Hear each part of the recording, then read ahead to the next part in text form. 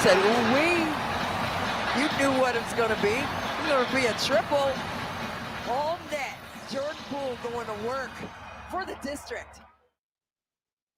Well, we won't be seeing that anymore. Jordan Poole did have some range, and he played pretty well last year. The Wizards with a big trade yesterday, one that surprised a lot of NBA people. Thoughts on that coming up on the day in which the NBA will hold its draft tonight. The Wizards with number 6 and number 18 in the first round. As of now, they could always trade up or trade back. Greg Finnberg from Bullets Forever will join us at 11:25. We'll talk draft with Greg. I'm going to talk about it before the trade. And I did spend some time yesterday and last night just, watching some of the players that I didn't get to see play college basketball. I definitely have some favorites, and there's a player I definitely would not like to see the Wizards draft. However, we honestly, when it comes to these drafts, especially in the NBA when they are 18 years old and they've played one season, it's really hard to project. That's why guys like Will Dawkins get the big bucks. I'm going to start the show, though, with this from Danny O. Danny O writes, Sheehan, you want it so badly, a trade for a pass rusher. How do you know that they won't be good enough on defense this year? They won 12 games last year without a great defensive player. And stop with the Terry trade talk. You clearly don't value him as much as you should. And imagine Jaden without him in year 2. It would be a disaster. Oh, also, I'm totally with you on Derek Queen. He's the next Jokic. Go Terps. Thank you, Danny O. So Danny O's responding to a topic that we did yesterday off of a story written on Fox Sports, just looking at some of the veteran contracts that haven't been done yet, and whether or not, those deals would get done. And then this gentleman at Fox Sports said, well, look, if they don't get done, I've got some trade ideas for some of these players. And the idea that he had for Terry McLaurin was a trade to the Raiders, and the idea that he had for TJ Watt was a trade to Washington, to which we said, look, neither is going to happen.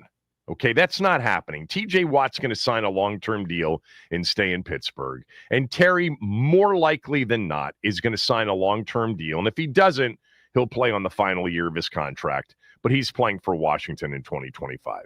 Is it definite? No.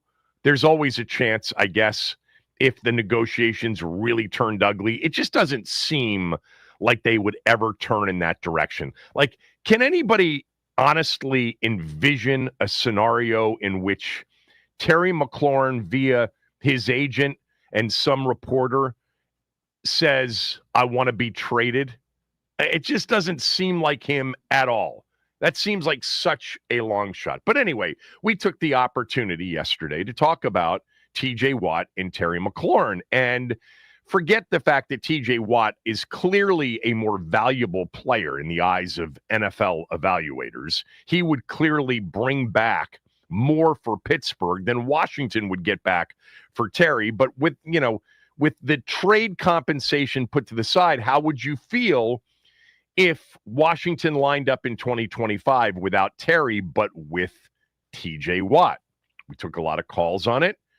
We put a poll out yesterday, a Twitter, X poll with contract rumors swirling. Kevin wants to know if Commanders fans would rather have Terry McLaurin on the roster next year or TJ Watt.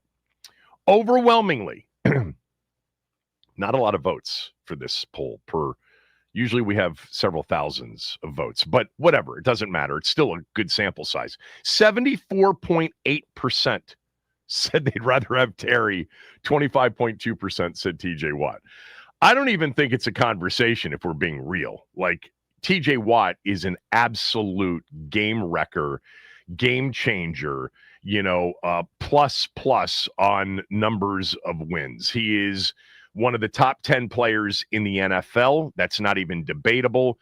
He is one of the top 3 to 4 defensive players in the NFL. That's not even debatable. Some would say he is the best pound-for-pound defensive player in football. I would say that's Myles Garrett, personally. But I think T.J. Watt would be second, and then we're talking about Pat Surtain and a couple of other guys. But T.J. Watt is much higher on the list of the best players in the NFL than Terry is. He also plays a position that is rather important when it comes to winning football games. Now, he is 30 years old. So is Terry. Terry's going to be 30 years old, and he's going to command a contract close to $40 million a year, whereas Terry's contract might be closer to $30 million a year. But for me, and Max kind of had the same answer, this is like a no-brainer. Everybody's entitled to their opinion. Yeah, I totally, Danny O, would get the problem at wide receiver, entering this year. But the most important player on offense, especially when you've got a player like Jaden, who is more than just a passing quarterback, he is an everything quarterback, is the quarterback. And they have that piece. And he elevated guys like Noah Brown. And he, obviously made it a lot easier for Zach Ertz. De'Ami Brown got paid. Olamide Zaccheaus got paid in part because of the quarterback. So I see Jaden elevating everything around him. And Deebo Samuel, by the way, assuming that he's in shape and he stays healthy, I think he'll have a big year with Cliff Kingsbury and Jaden Daniels. But I would certainly miss not having Terry. It's not that that's what I would, choose to have. I'd choose to have both of them. I'd choose for them to trade for TJ Watt, pay both of them with all of the cap space they have, and go win the Super Bowl next year or the year after with their quarterback on a rookie deal. But TJ Watt is, this guy basically is a total, you have to game plan for, and if you don't, you're probably going to lose, or you're going to be in a game that you should have been much better than the opposing team in going in. Pittsburgh would be a lot worse, and would have been a lot worse over the last few years without TJ Watt. So amazing, 75% essentially to 25% would rather keep Terry. This goes, again, you're entitled to your opinion, and there are good reasons why you may want that. And maybe it's age. Maybe it's that TJ Watt missed a bunch of games a few years ago. He's pretty much stayed healthy. He'll play hurt too. Maybe you think that you saw something in TJ Watt last year that says he's about to fall off the cliff at this age and he's not going to be the player that he's been.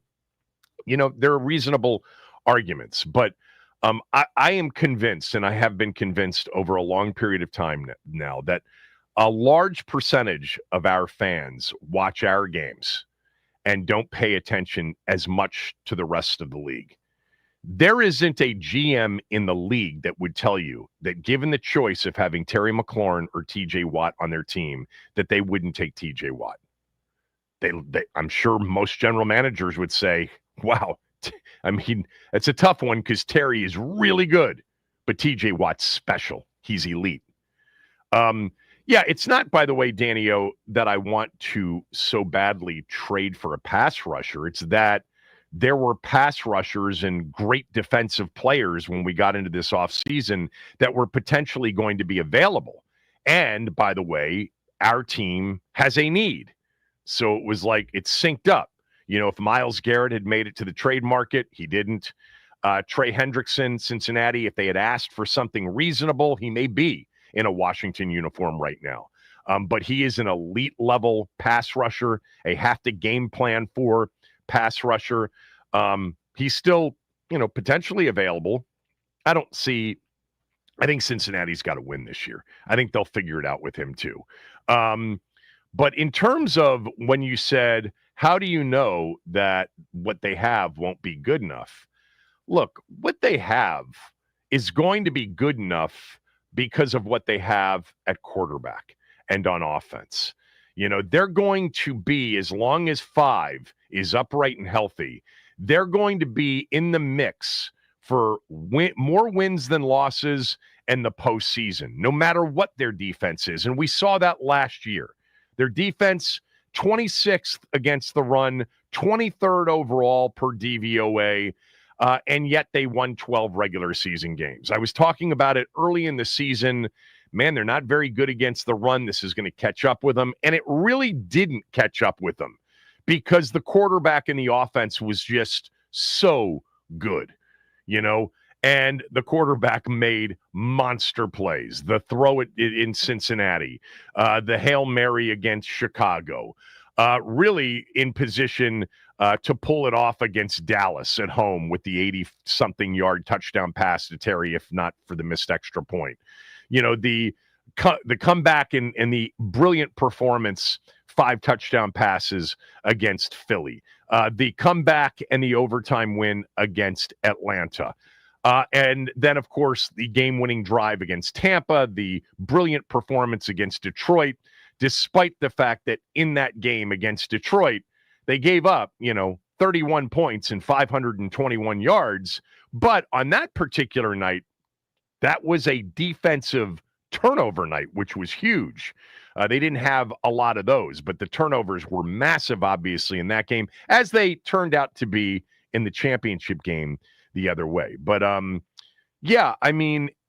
going into the upcoming season with what they have, and they have new players, and we're not sure how those new players will, fit in. We're not sure how the players returning for year 2 in the same system may end up playing. Maybe everything turns and it's a much better defense. It's possible, Danny O. I've talked about that.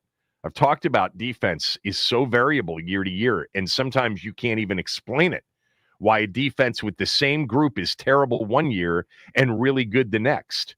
And there are things working in favor of the defense improving. Year 2, same system. They've added size up front. Their cornerback room looks better. I personally feel like Frankie Louvu is on the verge of becoming a star player. Now, he already is viewed that way. Obviously, he was a second team, an AP second team all NFL defensive player last year, linebacker last year. I think he could become even more. But they still are missing that player that can dominate games like Jalen Carter did in Philadelphia, like Chris Jones does in Kansas City. I'm talking about teams that have won and won big recently. They still don't have that guy. I don't think they do. We'll see.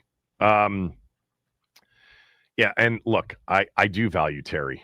I just value him in what I would deem to be a more realistic league, wide view. It's a very talented position in the league. He's a very good receiver. He's nowhere near where on the receiver list where TJ Watt is on the edge list, on the defensive end list. He just isn't. Derek Queen tonight, Terps. Yeah, I would not pass him up. And I know that 6 is too high, according to the mock drafts, but I just wouldn't pass up Derek Queen. I think he's going to be a great player. So the Wizards yesterday had, it was news breaking. I think it was surprising to a lot of NBA people based on what I was reading yesterday afternoon and last night. The trade, if you're unfamiliar and maybe you don't even care, but the Wizards traded Jordan Poole, Sadiq Bey, and their early second-round pick, which was number 40 overall, to the New Orleans Pelicans for C.J. McCollum, Kelly Olynyk, and the Pelicans' second-round pick in 2027. There are a few thoughts that I have. I've amended some of those from my initial thoughts, which I actually had on my podcast last night right after it happened. But they're basically the same. Number one is Jordan Poole, for me, I was always surprised that they paid him. He is, he's an offensive creator, man, and he can shoot it. And there's a lot to like about Jordan Poole. And I know that here in Washington, the view of him was perhaps much different than it was at Golden State. But to me, he's not the kind of player you need on a team where the focus is on player development of very young players, young player development. He played the most. He shot the most.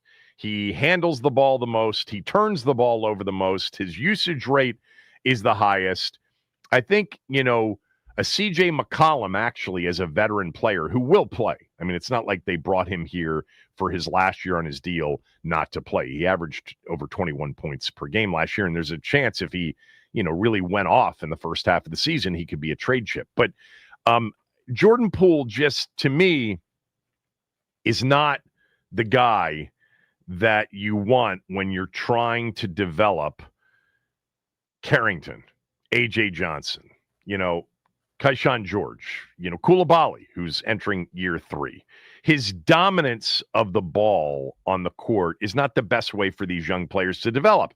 It's probably helpful for players in year 1 and year 2, but now they're entering year 2 and year 3. And not to mention, you're going to end up with more young players after this draft on the team. So that's number one. So I liked it from that perspective. I always was surprised that they gave him the deal they ended up giving him. And he had 2 of those very expensive contract years left on his deal. So reason number 2 for liking this deal from my standpoint is by trading him this year, they've put themselves into a position whereby after next season, the 2025-2026 season, Chris Middleton, who picked up his player option for $33+ million the other day, but will be off the books. CJ McCollum, who's going to make $30.7 million this year, also in the last year of his deal. He'll be off the books after next season. Kelly Olynyk's going to make $13.4 million this year, but he'll be off the books because it's Kelly Olynyk's final year of his deal. And then you add the $34 million that Poole would have been making in the following season after next season. And the Wizards have cleared $110 million in cap space for next offseason. Now, what does that mean? Like I read a bunch of people who my initial thought was, well, I mean, are they going to go after some big time free agents? The problem with going after big-time free agents is twofold. Number one is DC's not been a big destination for really good free agents. And secondly, at least more recently, most of the big free agents end up re-signing with their existing team, and the real big acquisitions of new players have come via trade.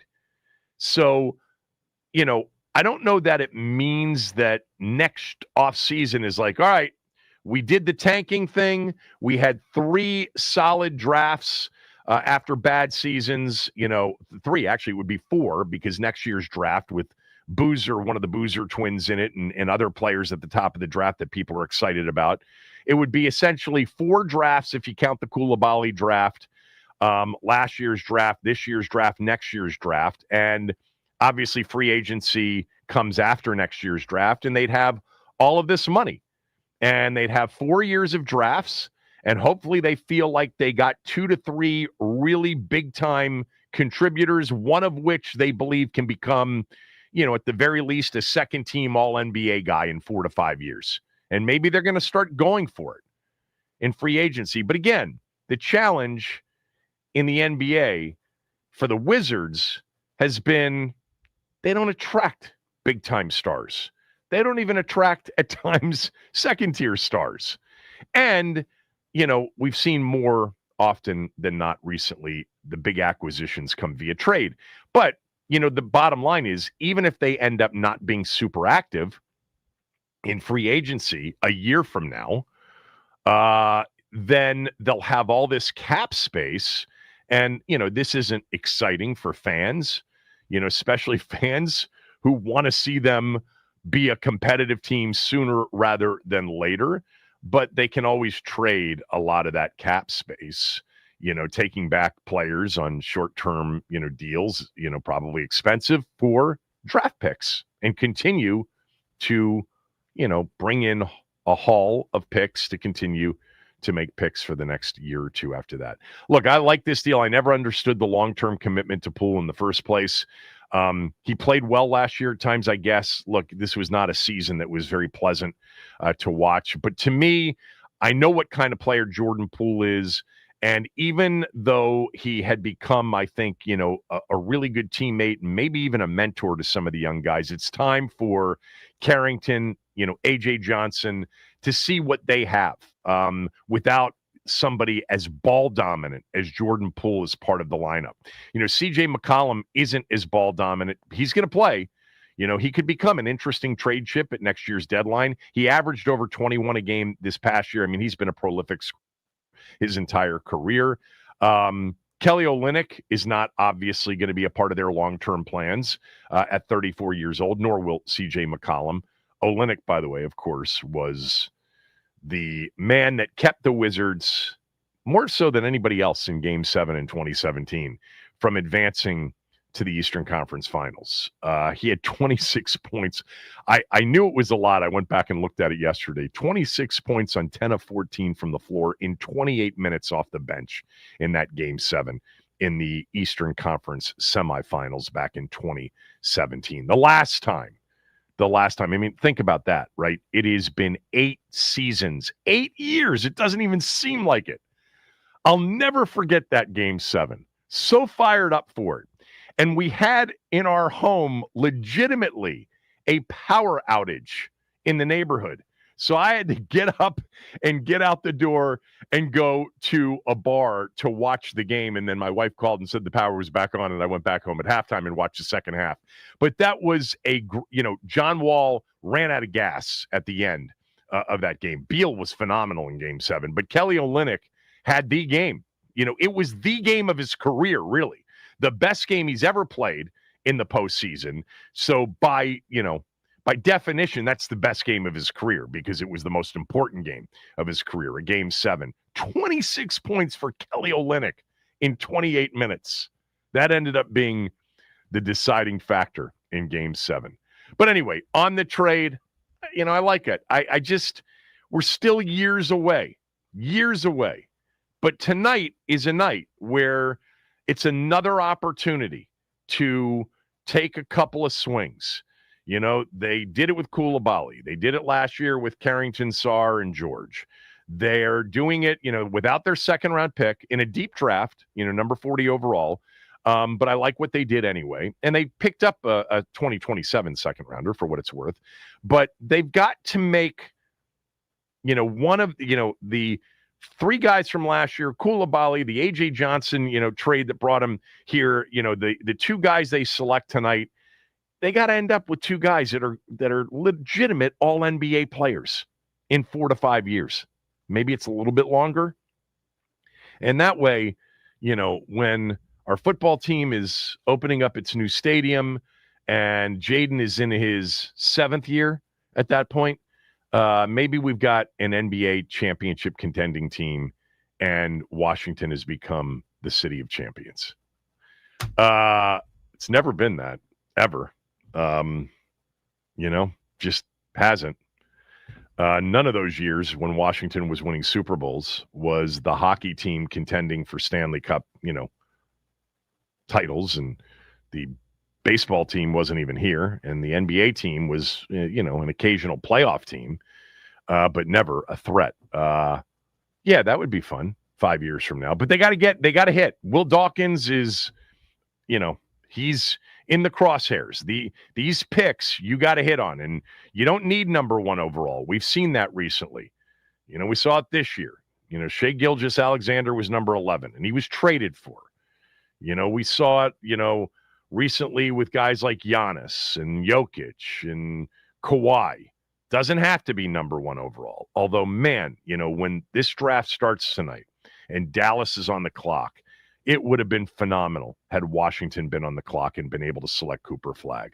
By the way, as it relates to the trade yesterday, I don't think anything about the trade yesterday dictates or impacts what they're doing tonight, or I don't think it should.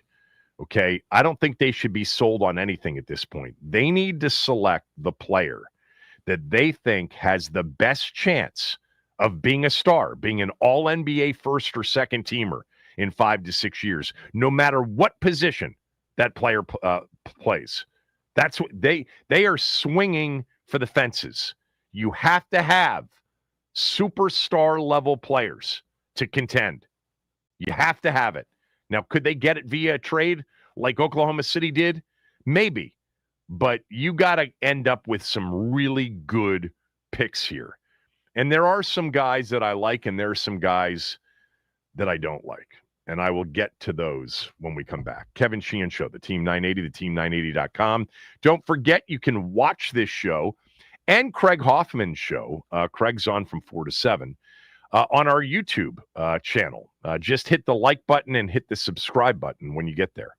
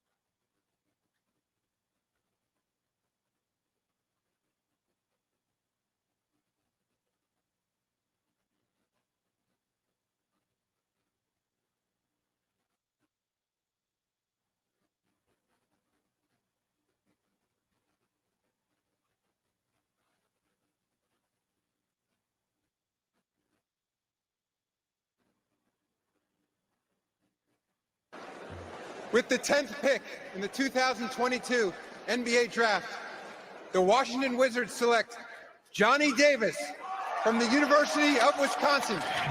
Oh, my God. Is that the right jingle? Isn't that the NFL? It is the NFL jingle, but it's the only draft jingle that I have, so that's the one we Does went the NBA with. have a draft jingle? I don't think so, but hey, they should. Yeah, Johnny Davis was the 10th pick in that 2022 NBA draft. Johnny Davis was a really good scorer at the college level. 2 picks later, the Oklahoma City Thunder selected Jalen Williams. You may have heard of him if you were watching the NBA playoffs and the NBA finals in particular. Look, the Wizards have had a lot of those, The Ernie, great at trading, terrible at drafting.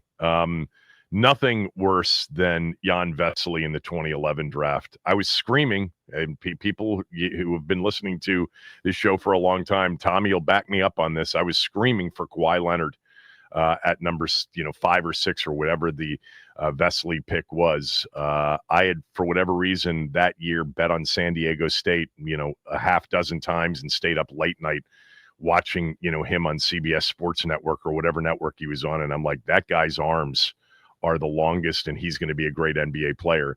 Guys like Wall and Beal, what else were you going to do? If you really want to go back and find some missed opportunities, I think one of the all-time missed opportunities for the Wizards when they were the Washington Bullets, some of you are old enough to remember this, but in 1985, the Bullets had the 12th overall pick in the draft. This was the Patrick Ewing draft, the one that was appeared to be fixed for the Knicks to get the number 1 overall pick.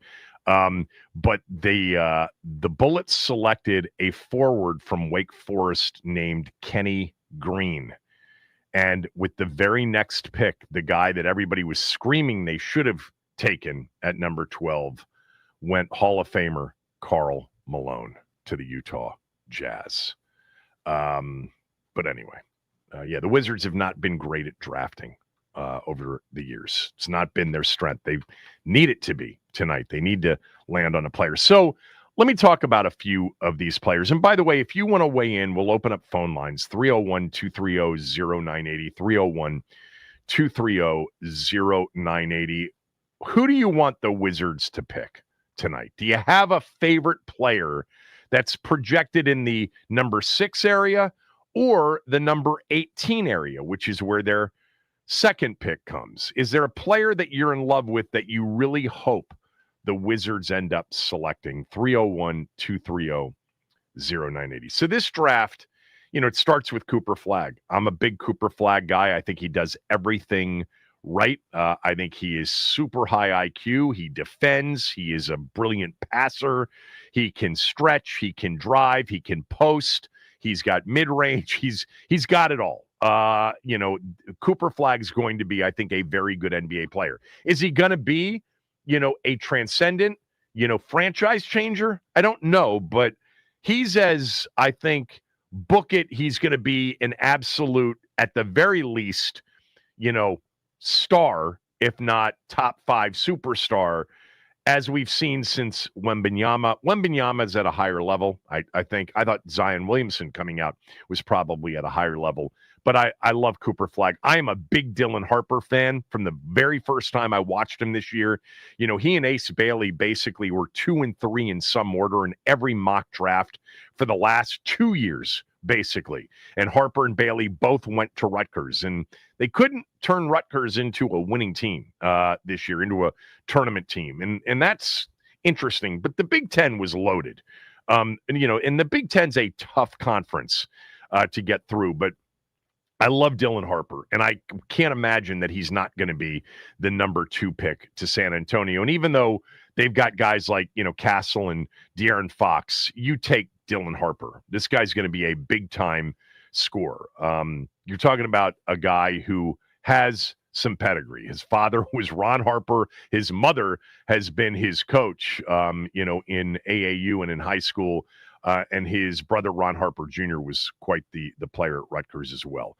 I do like and spent some time last night watching some guys that I didn't see a lot of. I see a lot of Big Ten during the year, not a lot of other until late in the year and then in the tournament. But VJ Edgecombe is the best athlete probably in the draft. I mean, this guy from Baylor is a ridiculous athlete. He is an intense competitor and defender. Really like him. I know that everybody likes Con Knuppel from Duke. I do too. I just wonder whether or not he's going to be able to handle, the athleticism, the size, the quickness, the being able to move your feet. He's a super high IQ player. I like him a lot. I'm not a big fan, and he's only 18 years old. And I should have prefaced all of this with, we don't know anything, especially with the NBA draft, because you don't get a chance to see these guys for more, in most cases, than a year. It's really hard, unless you're really into it, to evaluate any of the foreign players. What's interesting about this draft is the number of foreign players projected to go in the first round. This is really the first time, it seems like to me, in a while, where the draft is going to be dominated in the first round by American, by college basketball players. They may not be American born. In fact, there's a player that I love that is Russian, and I'll talk about him in a bit. I'm not a big fan, though, of Fears from Oklahoma. I'm not a big fan of Ace Bailey. I've talked about him a lot, and I concede up front. He's 18 years old. Of course, I could be dead wrong. And I watched him on a couple of nights where it's like, okay, I see why people are drooling over him and why he has consistently been after flag either 2 or 3 in some order with his teammate at Rutgers, Dylan Harper. I just have this one lasting impression, and that is when Rutgers came to College Park, played Maryland, he was dominated by Derek Queen, by anybody else that played him, and he tapped out. He left the game, said he was sick, 4 points, and Maryland won the game pretty easily. Now, I also watched him at Northwestern put up 37 one night. And he's got incredible skills and talent. That's probably not fair to judge him on maybe the worst night for him. But Derek Queen, to me, that night was the much better college player and the much better pro prospect, in my opinion, because I'm looking for basketball players and competitors. And again, it's one small sample. And I saw some good games from him, but that stuck in my mind. Like, I crossed him off my list. Sorry, but you're matching up with another potential lottery pick, and they didn't guard each other the entire night. I'm not saying that it was Queen that, Bailey was guarding the whole night, but there were moments there, and Queen ended up with 29 and 15, and Ace Bailey ended up with 4 points and leaving the game with the sniffles. So that's hard for me to get through. There's also a lot in the lead up to this draft with no workouts, no pre-draft. The pre-draft process wasn't, certainly it was not very helpful to teams.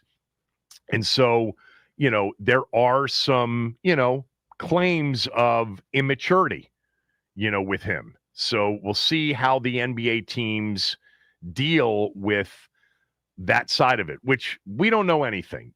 We don't have access to how these kids are interviewing and what their college coaches say and what their AAU and high school coaches say. And that plays into it. I mean, Sam Presti, has made a living off of drafting not just good players, but really good people and high character competitors as well, and steering clear of, the malcontents. Not saying that Ace Bailey is that. I'm just not going to spend number 6 overall. If he falls to 6, given his physical capabilities, that should be a red flag right there. I am a big fan of Trey Johnson from Texas.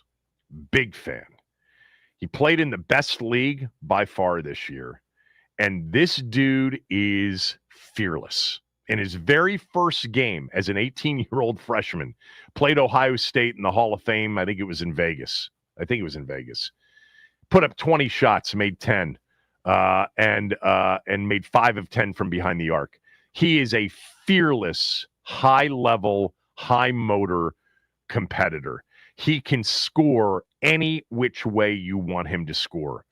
I'm a big fan of Trey Johnson at the next level. I think he's going to be a big-time scorer and a big-time competitor and a fearless player in the SEC against the best teams in the country, night in and night out. This dude, as a freshman, was seeking the ball. He can catch off the he can shoot off the dribble. He can shoot off the catch. He can post.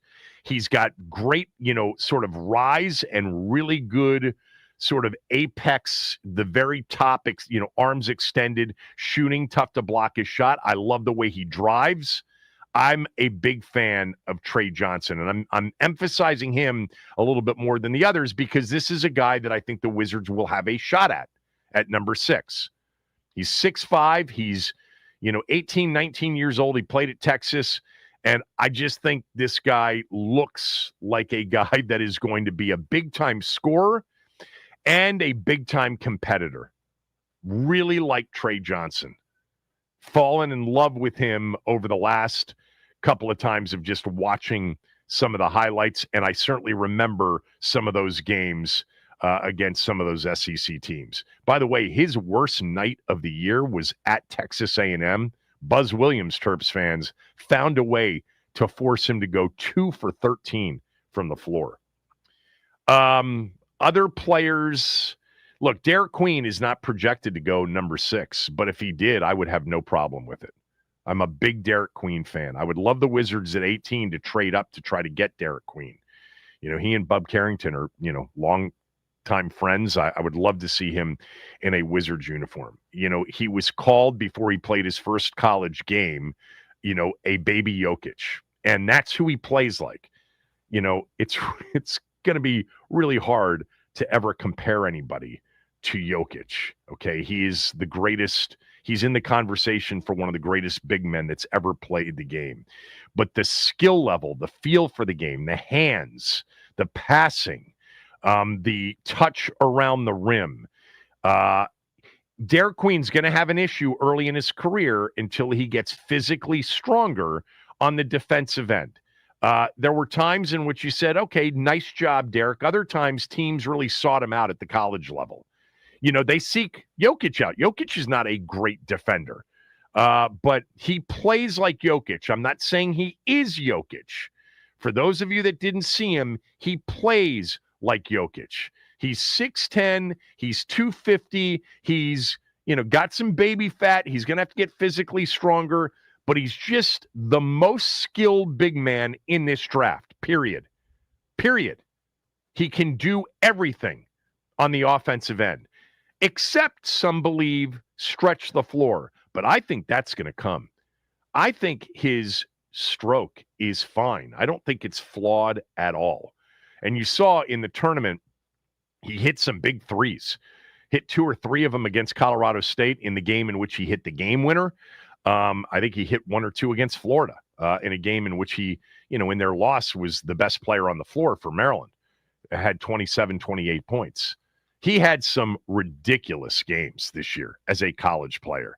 I mean, unbelievable games. He was a double-double machine and just an outstanding passer.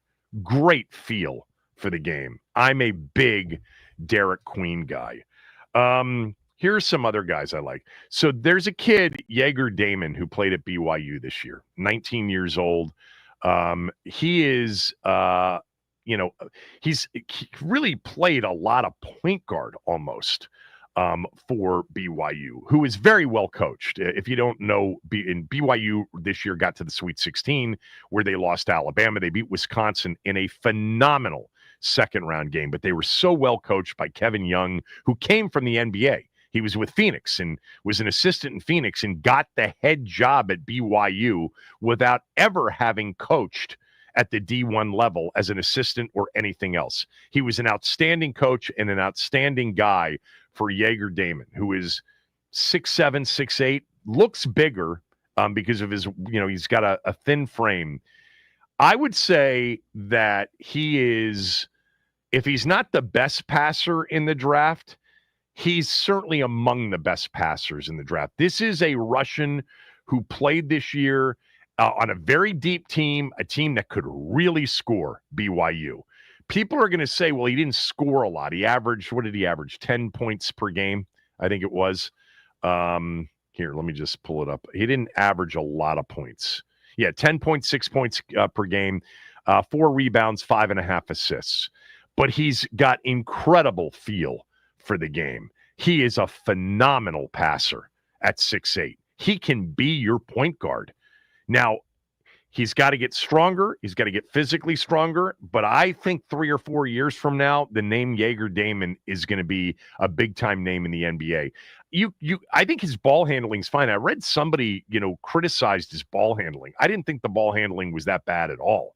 I also think he's got a great stroke, even though, for the season, he ended up shooting, I think it was sub 30% from behind the arc, but it's a good stroke. He's going to end up being, I think, a good shooter, but this guy's going to end up being a 16, 10, 8 guy. I see that. I love Jaeger Damon from BYU, and I'm talking about for the Wizards at 18. They might have to trade up to get him. I don't know.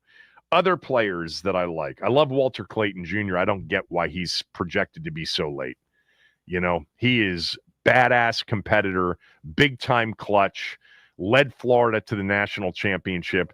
I think he's got some Lillard in him. I think his release is super quick. He can score from way out. I think he's going to be one of those long range 3-point shooters. I like Walter Clayton Jr. a lot.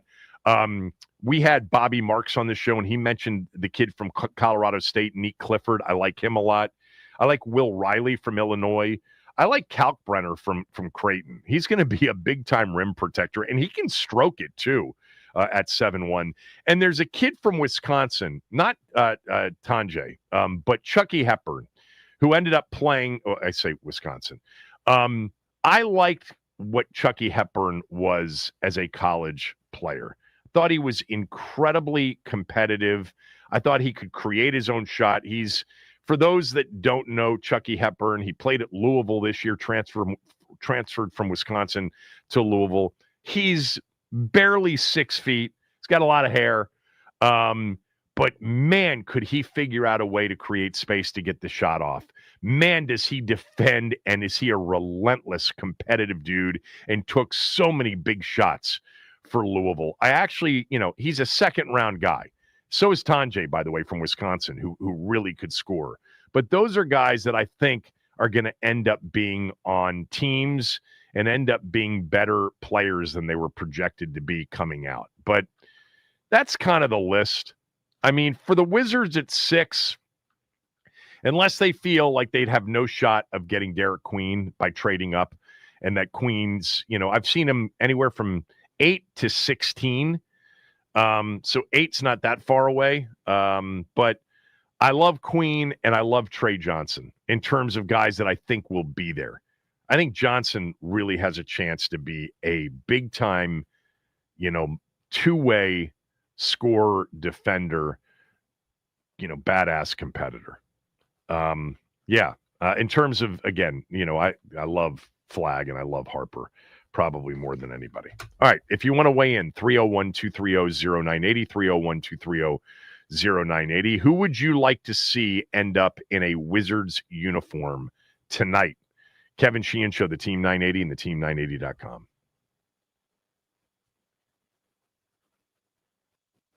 All right. Well, as you just heard, the NBA draft is tonight. The Wizards hold the number 6 and the 18th picks. Options at 6 tonight include guards Jeremiah Fears, Trey Johnson, and VJ Edgecombe. Forwards Ace Bailey and Khan Knippel, and center Kaman Malawach. The draft gets underway tonight at 8. Keep it locked here on the Team 980 for our NBA draft show with Linnell Willingham at 7:30. Reds pitcher Chase Burns made his much anticipated debut last night. The Reds' second overall pick in the 2024 MLB draft struck out the first 5 batters he faced and becomes the 5th first-round pick in last year's draft to reach the major leagues. The Nats, they followed the Padres 4-3 last night. San Diego native Trevor Williams drops to 3-9 on the season, giving up 7 hits and 4 earned runs. C.J. Abrams and Jacob Young were the only players with multiple hits. They will close out their series versus the Padres today at 4:15. Nats on deck with Charlie and Dave at 3:45. This update is sponsored by the Team 980 YouTube page. Just open the app, type in the Team 980, hit subscribe. Kevin Sheehan is live from 10 to 1 and Craig Hoffman from 4 to 7. Don't forget to like the stream and turn on notifications to stay up to date on all things DC sports. And that is what's trending.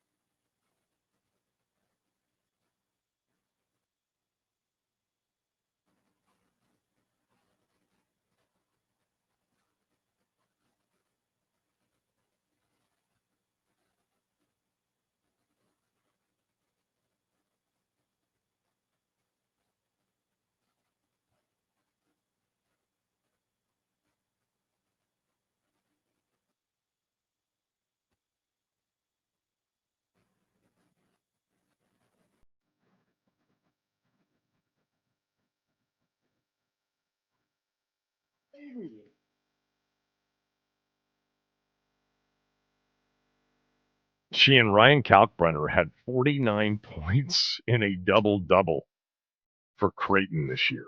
I did not know that, and I looked it up, and it was true. In their opening game of the year against UT Rio Grande Valley, Ryan Kalkbrenner, the guy that seemingly was, a player at Creighton for a while, let's just say, I don't know how many years he was there. Was it 4 or 5, something like that? Had 49 points in the opening game of the season. He was 20 of 22 from the floor in 36 minutes, made 2 threes, 7 of 8 from the free throw line, and had 11 rebounds as well. I did not remember that. I mean, why would we? It was November 6th.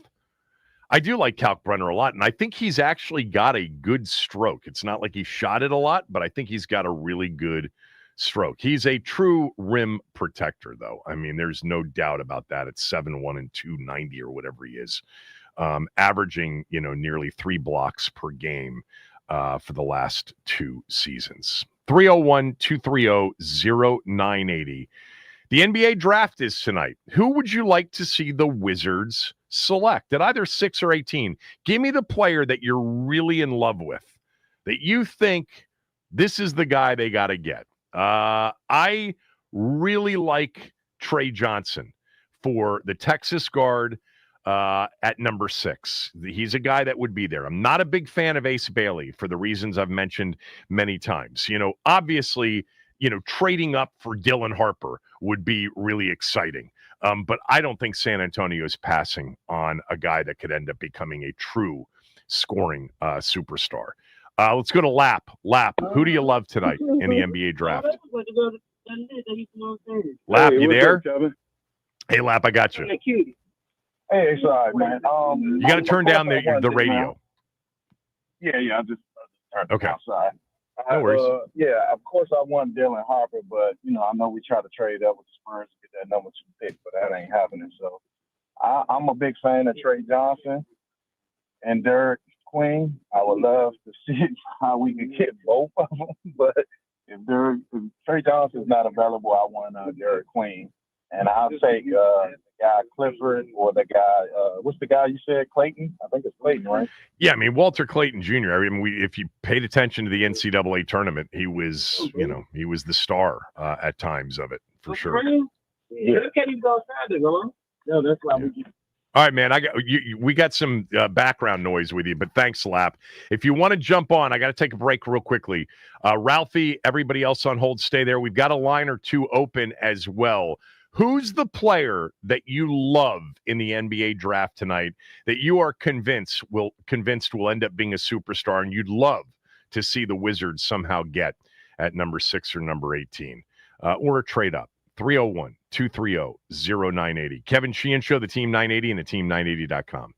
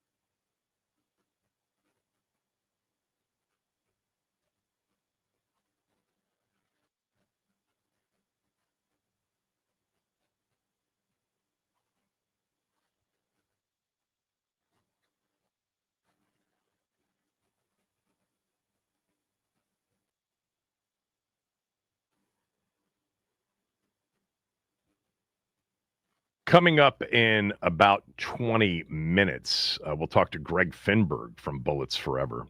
If you're a Bullets Wizards fan, it's been a good site for years. He'll jump on with us. We're doing a lot of NBA draft, Wizards talk. We'll get to some football. Hoping to get Scott Abraham from Channel 7 on the show next hour around 12 o'clock. Scott had some news on the RFK Stadium vote and on what it may look like. So we'll talk to our good friend Scott Abraham from Channel 7 at 12 noon. 301-230-0980. I didn't ask you, Max.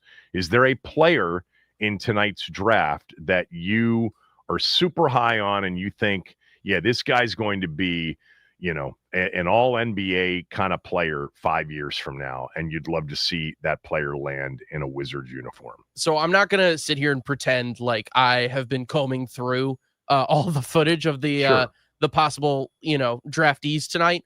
But throughout the season, I mean, Ace Bailey has been an incredible scorer. And if he falls to 6, it's definitely not something it's something you have to absolutely consider. But when you look at, the management stuff and all that, like, I understand why it would be a big red flag to a lot of teams. So for that reason, Trey Johnson and VJ Edgecombe kind of, they're really just both fun to watch for me. I like watching their athletic ability. So those two guys would be kind of where I would end up picking at 6, but I trust Will Dawkins. So we'll see where we'll see where we end up. Rutgers last year went 15-17, ended up with a losing record in the Big 10 as well. I think they went 8-12 in the Big 10 with two guys that have been projected top 3, and maybe, only one of them goes top, 3, Harper number 2 overall, and Bailey may fall outside the top 5. We'll see. But people, will say, well, how good could they be if at the college level you had 2 top 5-ish picks and you couldn't win? And by the way, I would add to that, Steve Peichel's a hell of a coach at Rutgers. He is a really good defensive coach. And they were not a great defensive team this year. The answer is simple. You don't win, in this day and age in college hoops with young players. You win with the older players, the physically mature players that are in their 6th and 7th years. I'm exaggerating, but not by much. So that's the reason. They both had some really good games. Harper made a half-court shot early in the season. Oh, God, who did it beat? I think it was Seton Hall. There was a half-court shot that Harper made at the buzzer. It was not a conference game. I think it was a Seton Hall game. Look that up for me. I'm looking for it right now. They each had some moments. I love Harper. I love everything about Harper. Bailey, I've already made myself, very clear on that. Who the hell knows? He's 18 years old, and nobody knows what he's going to be like as a 22-year-old. But when they came, what was it? It was Seton Hall. It was Seton Hall. It was like a half-court shot, right? Yeah. I'll play it right now if you want. Yeah, play it.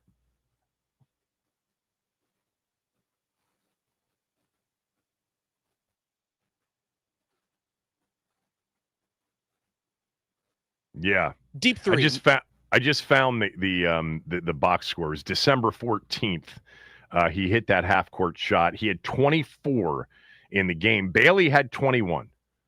They both had some big-time games, but it's just hard, especially in a league like the Big Ten, to win with your 2 best players being 2 freshmen.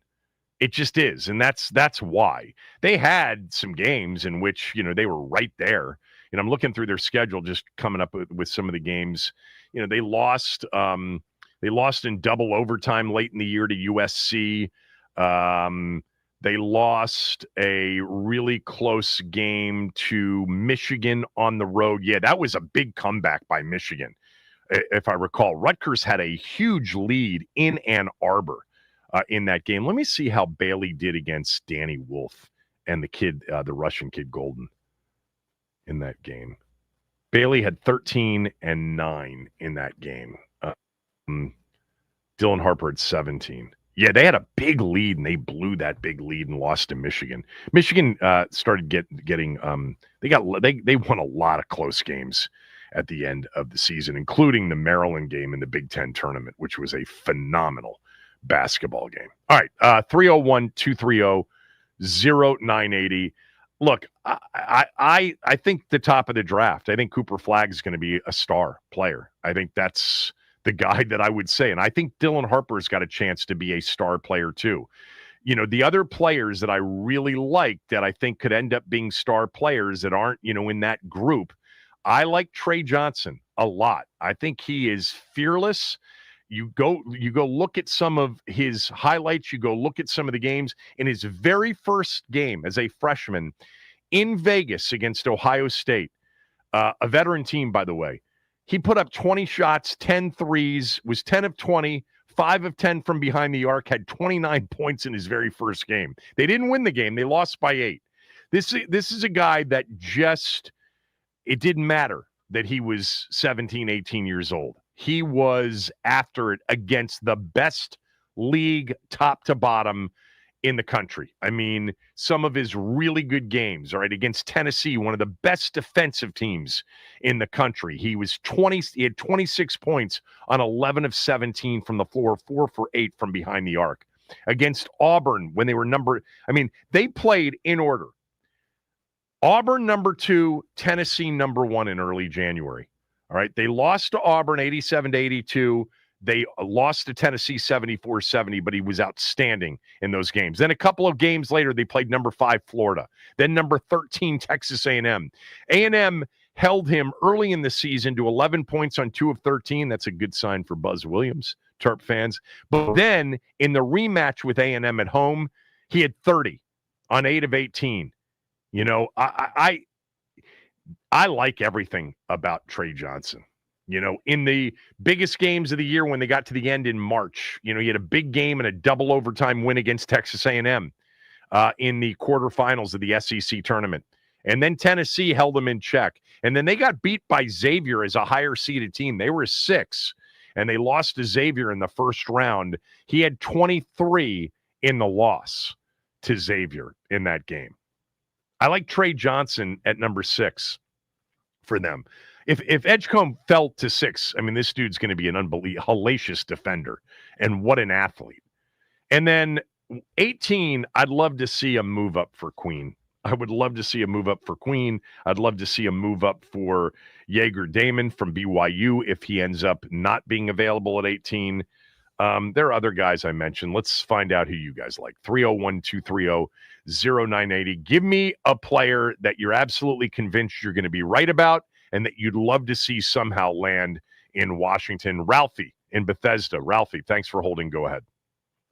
Hey, Kevin. I disagree with you about Cooper Flag. I think I like Knuppel better. I think he's the better player. I think Cooper Flag is a better athlete, but I just feel like Knuppel, he understands the game. Like he sees the whole floor. But I don't think we're gonna have a chance. I don't think we're gonna have a chance to get him. So I don't even want to factor him in. He's definitely not slipping past Utah or the Sixers. So in a perfect world, I would take Queen at 6, and I would take Walter Clayton at 18. But Wizards most likely won't do that. So I predict they're gonna try to take Fears because he has the high ceiling. And I don't like Trey Johnson at all. He's too erratic for me, and he reminds me of Colin Sexton too much. I just don't like his game, and I just don't think he's a good defender. And then also I really wouldn't mind Edgar Demeen. I think he's gonna be a real solid player. I think he had some injury problems in the beginning of the season, so he didn't really get to showcase all of his skills. But I think he's going to be a real solid player. But in a perfect world, I really think Queen is the best fit. I know there's some concerns about his defense, but I think that he's going to be a really good professional player, and he understands the game. So that's what I think. The only thing I would say on your Colin Sexton, comparison is Sexton is definitely more of a point, and Trey Johnson's definitely more of a wing. And Trey Johnson, correct me if I'm wrong, and I'm looking it up. He's bigger, isn't he? Bigger? He's bigger, but his decision making is bad, and he looks like he doesn't. It looks like he doesn't understand the game. That's why I give Fears the upside, because he understands the game. Trey Johnson, I don't see what people see. They just see the shooting, but I don't see it with him. I really don't. I don't see it with him. I'm with you, too, on Knuppel. I love Knuppel. Not that he's better than Cooper Flag. I disagree with you on that. And, look, you may end up being right. I think Knuppel is just super crafty, super smart. Kevin. What'd you say? Knuppel's a better basketball player. Cooper Flag's the better athlete. They're both excellent basketball players. They're both excellent basketball. If you're just talking about feel and guys that know how to play the game, they're both there. How you don't like Flag's IQ and his ability to feel it and pick and roll and pick and pop and post? He's an excellent passer, just like Knuppel. And so many times he's so indecisive. Knuppel, he knows exactly what he's trying to do every time he gets the ball. And to me, that's just something you can't discount.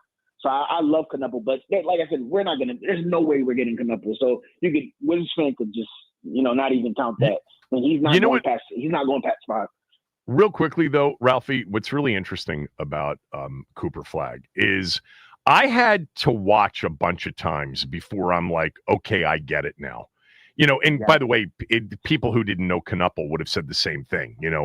I like Flagg, early, remember they had some big time games, like they played Kentucky. I think they played Kansas. They played, they're playing a bunch of games. And there were moments where it's like, yeah, he's a little bit overwhelmed.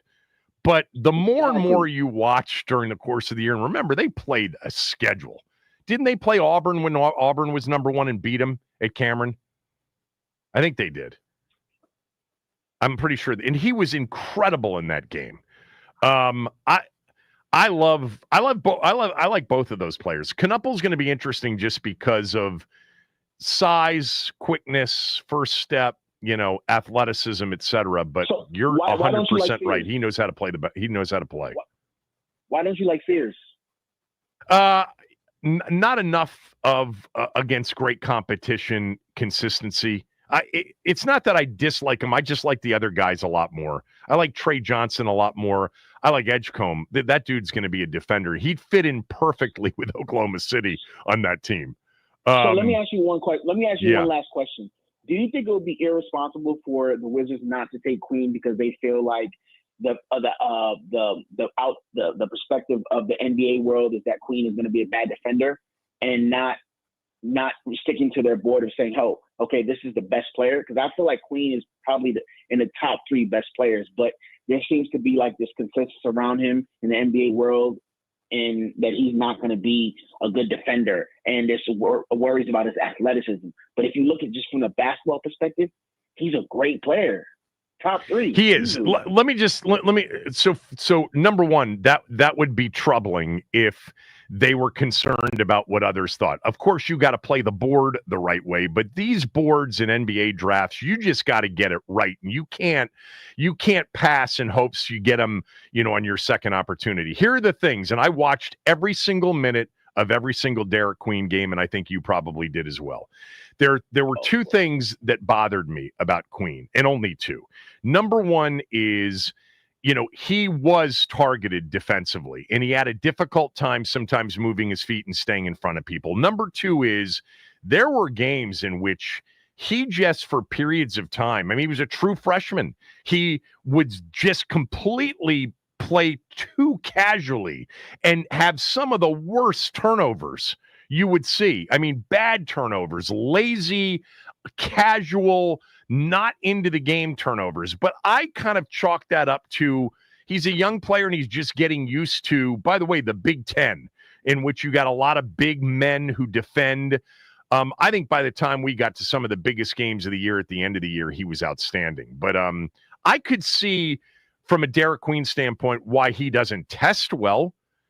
Thanks for the call, Ralphie. You're great as always. I could see why athletically he wasn't very impressive.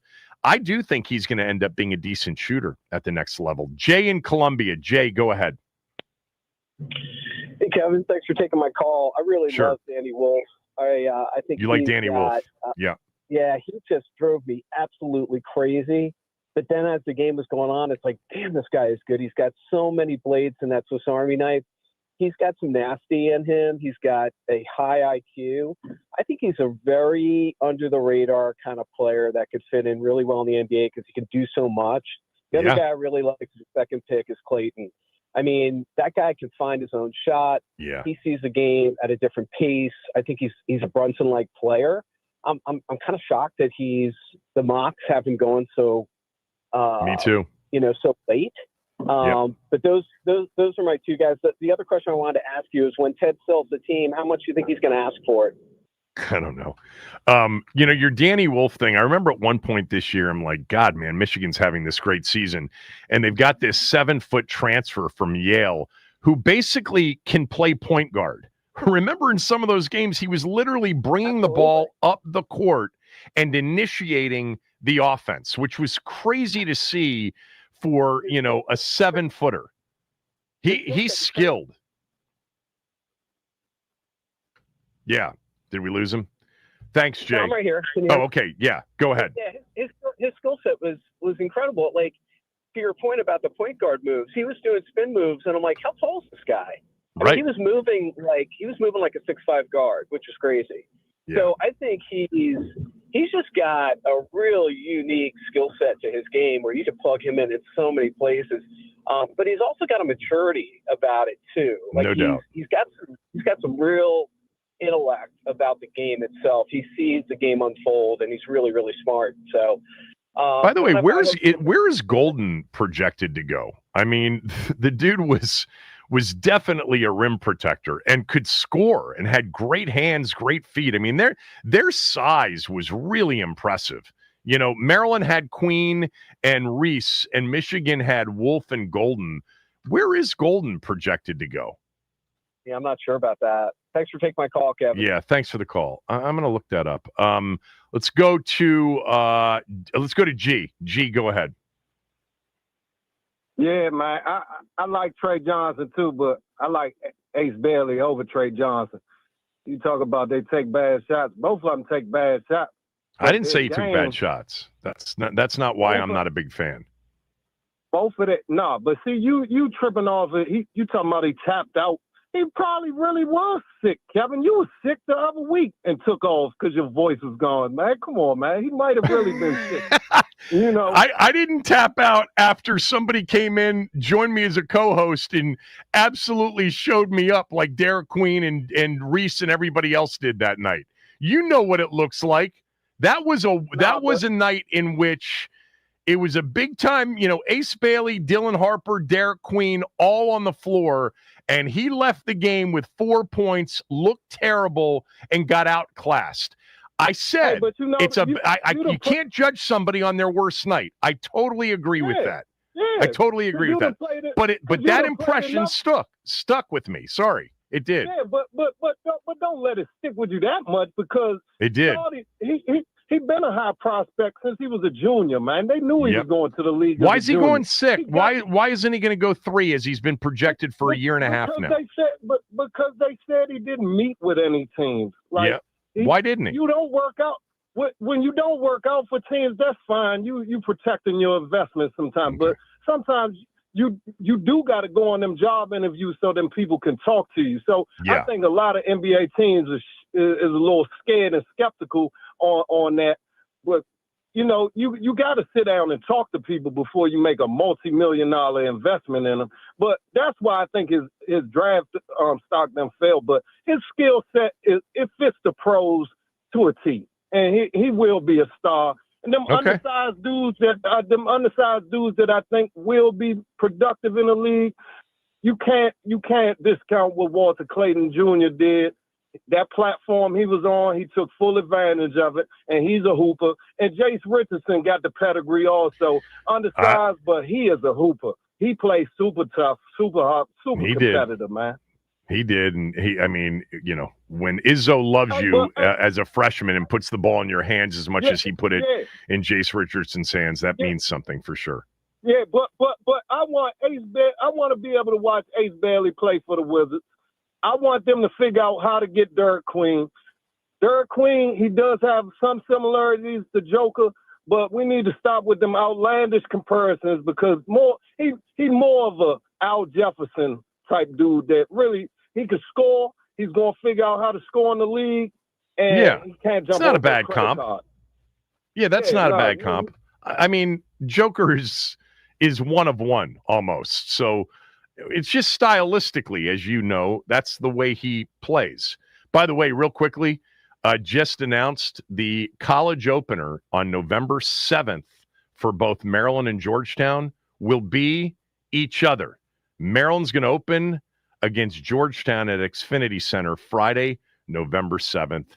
Georgetown and Maryland set to play each other for the next several years. All right, G, I got to run. As it should be. I know. We've been asking for it for years. Thomas Sorber might sneak in that lotto. Yeah. All right, I got to run. Alan in Durwood, thanks for holding. Go ahead.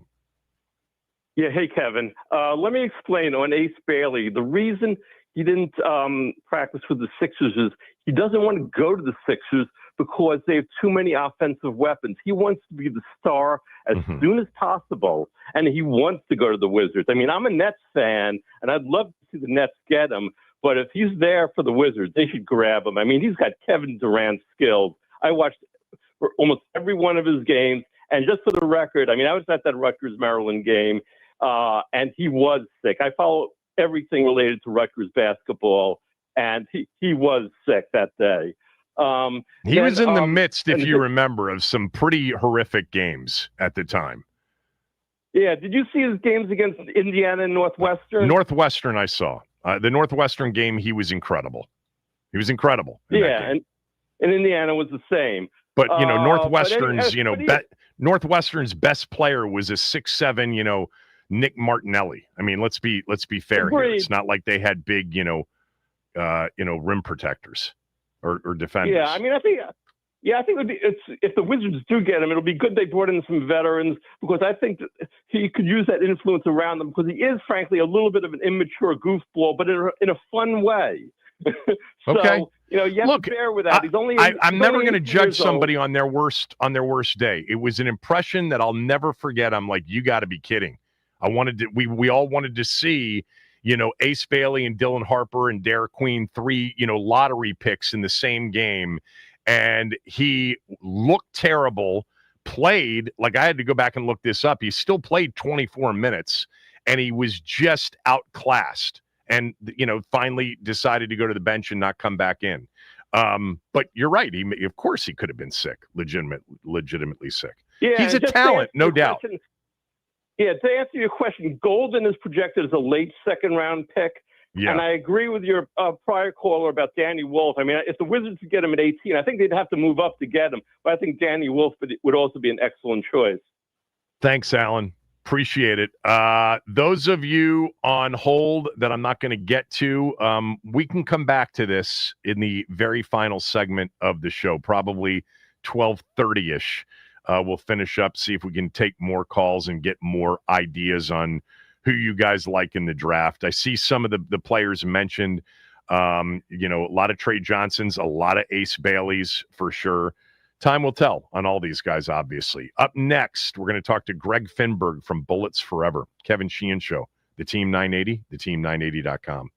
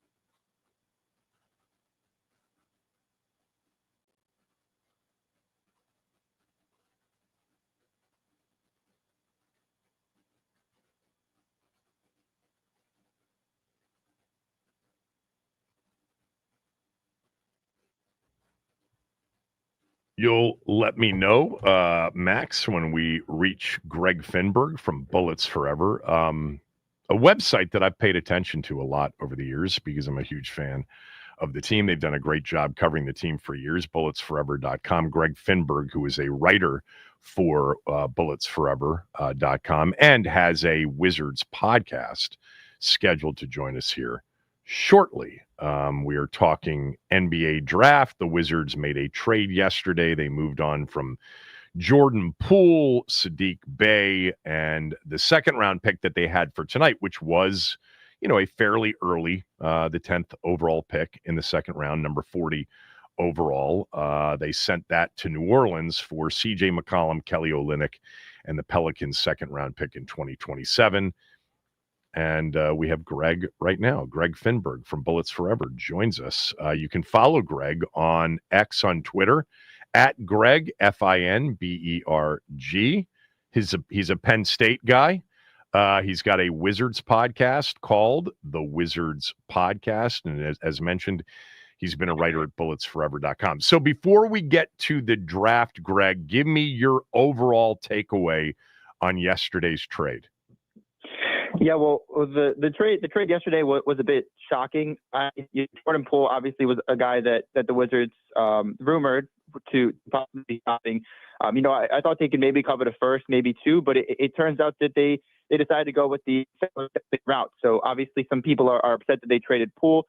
It's possible that they traded the better player in the deal, but the main takeaway is the fact that they have opened up over $100 million in salary cap in 2026, meaning that Chris Middleton, Marcus Smart, Kelly Olynyk, CJ McCollum are making upwards of $97 million this year, but they're all expiring deals. Whereas if you kept Poole and you kept Sadiq Bey, that's another $36 million that you would have had on your cap for the next 2 years. So the Wizards clear cap space, and obviously it's been tough to attract free agents to Washington, but they have the money, and it's clear that next year when they have the top 8 protected pick, they're going to want to bottom for record, solidifies the fact that they're able to keep that pick. And then you move forward to the following year. And it seems like they want to at least try to compete. They'll have cap space. They'll have a bunch of their young guys that are hopefully developed. And at that point, they can try to ascend. It seems pretty clear from this trade that they didn't see Jordan Poole as a long-term fit. And I think the old front office would have maybe bought into it. Maybe the fact that they could keep Poole, but this front office seems pretty proactive. They saw he probably wouldn't be a fit here. They got off his salary. And I will say a year ago, with Jordan Poole's first year in DC, everyone thought he'd have a pretty untradeable contract. And now you look at the Wizards, and they were able to offload that contract without sending additional draft capital to do so. So I think it was a good deal in terms of salary cap relief. They're probably going to be bad again next year, but I can definitely understand the deal. I mean, I kind of came to the same conclusion. It's like you're going to clear $110 million cap wise, so maybe you decide that a year from now is the off season that you'll have another very high pick in what will be, potentially the Cameron Boozer draft, and there are a couple of others in that draft as well. So it will have been sort of 4 drafts in which you selected fairly high, got a bunch of young players, and maybe you try to spend for players. But you just said it. This has never been a destination for free agents. And I would also add to that, and tell me if you disagree, we haven't seen the big acquisitions in recent years be free agents as much as we've seen trades that have landed, the big names and the big needle movers in terms of pushing a team over the edge into sort of that championship contender status. So I wonder, even if the plan was to do something like that this time next year, could they do it? Yeah, well, you make a good point. DC is a big market, but they've operated, especially the last couple of years, as a small market, because it seems like not a lot of people view it as an attractive free agent destination. When you had John Wall and Bradley Beal and they were in their prime, you were contending. The Wizards still, for some reason, couldn't even get a meeting with Kevin Durant. Obviously, LeBron James didn't even look their way. Like, the big name free agents seemingly haven't really wanted to come to DC. So, financially, they are set in 2026 and they have that ability. It's just a matter of being able to attract those free agents. And based on the past, I'd say they probably won't be able to. But it is a new regime with the new front office. They're doing things differently. It's a new culture as well in DC. And it honestly depends on the development of the young guys. I think as you see in OKC, like, they have Shea, they have J-Dub, they have Chet, they have a bunch of compelling young talent. And even for them in a smaller market, they only signed Hartenstein. Like, that was their big free agent. They traded for Caruso. So sometimes when you're like that, you got to draft, you got to trade. You know, the Utah Jazz, when they were contending the last couple of years with Mitchell and Gobert, you know, they traded for Gobert. They drafted Mitchell. They traded for Mike Conley. You know, sometimes you got to work around the margins. And despite the Wizards having $100 million in cap space, while they might not be able to sign the big name free agents like a Luka or a Giannis, you know, they can still trade for somebody. They have the cap space now to do so in 2026. And I think that might be the route they go, but they have the space, and I think that's when they'll try to compete. So whatever way they do it, you know, I think the front office has done a good job in trying to rebuild the culture. So we'll see how they do.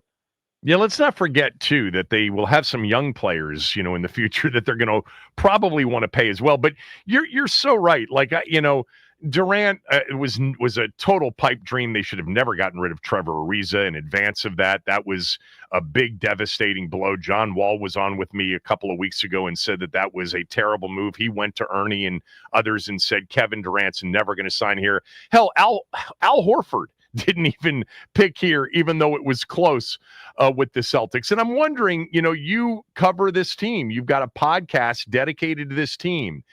Why do you think a city like Washington, which at its core, and I know this, I'm from here and have lived here a long time, is a basketball town at the youth level, high school level, two powerhouse over the years, national championship college programs? Why don't NBA players view Washington favorably? I mean, you seem like they do those like front office surveys and player surveys, and a lot of the players vote Washington as one of the least, you know, coveted destinations, as one of the perennial worst franchises in the league. And I think it's all those years of mediocrity. And yeah, you almost made the conference finals with Wall and Beal, but you weren't actually a contender. You know, you were never going to get past the Cavs. You were never going to beat the Warriors. So I don't know when the last time is that you entered a season, if you're the Wizards, and you said, you know what, this is a legit title contending team. And, you know, while they've had good talent, they really haven't been able to capitalize on it to the extent of making conference finals and finals. I mean, they haven't made a conference final since they won in '78. It's one of the longest droughts in the league. So I think a lot of players just kind of view Washington as a bottom of the barrel destination. All the years of mediocrity when you were paying Beal $50 million to be your number one option, I don't think that certainly helps your case. And I think they're trying their best to rebuild it. They're trying their best to kind of come out of it with all of this young talent, cap space, and kind of put it together. But the issue with that isn't the fact that you have roster spots and cap, available. It's the ability to attract those free agents. And like you mentioned with Al Horford, with KD, they seemingly have, even when they have John Wall, Bradley Beal, these young up and coming players, that didn't really do the trick. So I don't know if Sarr, Coulibaly, whoever they draft this year, Bub Carrington, like, I don't know if that's the most attractive destination for a guy when maybe, you know, teams out in LA, Houston's obviously up and coming, OKC, like those are the teams you're going to have to compete against. And it just doesn't seem like Washington has gotten to that point where one of those top free agents wants to come to DC. But I think, you know, they'll have to prove that with their development and with how the young guys play, that this is a good destination. We've rebuilt the culture. We have a really good collection of talent. And if you come here as a big free agent, you could compete for a championship. They have that number one option still open. They still need a number one guy. So, you know, if someone can be the guy, that's possible. They just got to be able to buy into what DC could be, because they clearly haven't seen that in years. Yeah.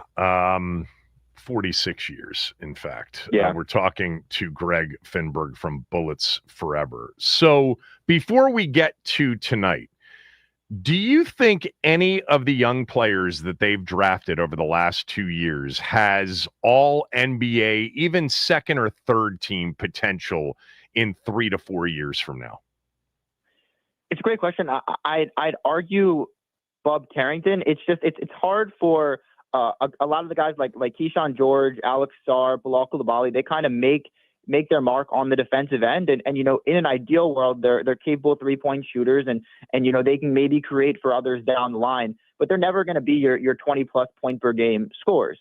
Whereas Bub Carrington, I think with obviously the trade of Jordan Poole, he's going to step into that lead guard role. He averaged 17.7 assists down the stretch last year as a lead guard. He's someone that I think could be a 20 plus point per game scorer. And if the Wizards are good enough, somebody that could be, you know, an all NBA second or third team selection. In terms of the other guys like Sarr, Coulibaly, George, I think they're going to be good on defense, and there's possible all defensive teams in their future.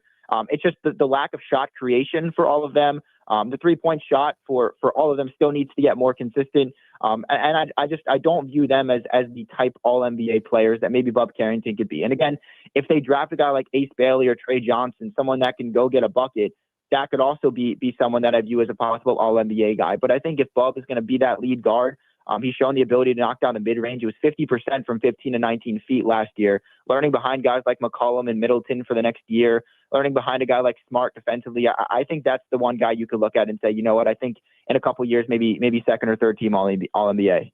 If he didn't make that buzzer beater in the season finale, they'd be picking 5th tonight, right? Mm-hmm. Well, they would have a tiebreaker, so it would have been a coin flip between them and Utah. So like they very well could have lost it and been picking 6th, and they could have won it and been picking 5th, which would have been great. But yeah, they weren't solidified or guaranteed the 5th pick. It would have been a coin flip.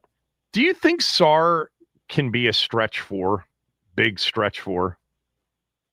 I think so. I mean, 32% from 3 isn't the greatest mark, but when you consider the stroke was a good stroke, though, didn't you think? Oh, for sure. I mean, he shot about 11% in summer league. It was like 15% through the first month of the season, but then you see it slowly building. And on about 40 to 50 attempts, in I believe December, he was shooting 46% from 3. So, you know, the shot is there. It's a good stroke. He seems like a guy that's going to put in the work. It's just that, you know, he started the season so poorly that percentage isn't going to reflect well. I think the ability to play the 4 and the 5 is something I liked when Sarr was coming out. A lot of people mainly view him as a 4 in an ideal world, and it depends if you get a good center next to him. I mean, you see in OKC, you got Chet that can stretch the floor, and you have Hartenstein that can kind of play as your screen and roll defensive anchor type center with Chet kind of roaming. I think that's a good role for Alex Sarr if you can get someone next to him where he can kind of roam and be a rim protector on defense while also being able to stretch the floor on offense. A lot of those two big lineups feature the same thing. You look at Cleveland with Mobley and Allen. Mobley isn't showing the ability to knock down the 3, and he's kind of that, you know, shot blocking rim protector. And then you got Jared Allen, who can also protect the rim and is a little bit more of a screen and roll defensive anchor type guy. So I think if you were going to have Sarr as a stretch 4, you would need to have a pretty solid center that I think could play alongside him, and I think that would unlock him. Versus if you have Sarr at the 5, I think it does stretch the floor and gives you a lot more spacing if you're the Wizards. It's just a matter of, you know, he got bullied down low by guys like Jokic, and everyone does, but, you know, Jokic is just so much stronger in terms of his base and can kind of bully Sarr. He got bullied on the glass a lot, you know, whereas I think if he's playing the 4 and he's guarding 4s, he'd have a much easier time. It's just a matter of finding that fit that can go alongside him in the front court. All right, we'll get to the draft in a moment, but I just was curious. Do you think CJ McCollum could end up being a guy that, you know, averages, let's just say 22, 23 a game and becomes, even at 33, 34 years old, whatever he is, could become an interesting trade chip at the deadline next year or not? Certainly. I mean, the $30 million price tag, it's an expiring deal, which helps the Wizards, but the $30 million is tough. It's a similar boat, you know, as Middleton. Both are solid scorers and good players still that have battled injuries, but it's the price tag that might do it for some teams. I mean, you know, look no further than the Pelicans last year. They were terrible, and for most of the season, they were in, you know, full tank mode. And McCollum played a lot. If you watch when the Wizards played him, he dropped 50 on the Wizards in New Orleans on 10 threes. Like, he still got games. He averaged 21 points on a pretty. Yeah, he's been a guy that could score since the moment he came into the league.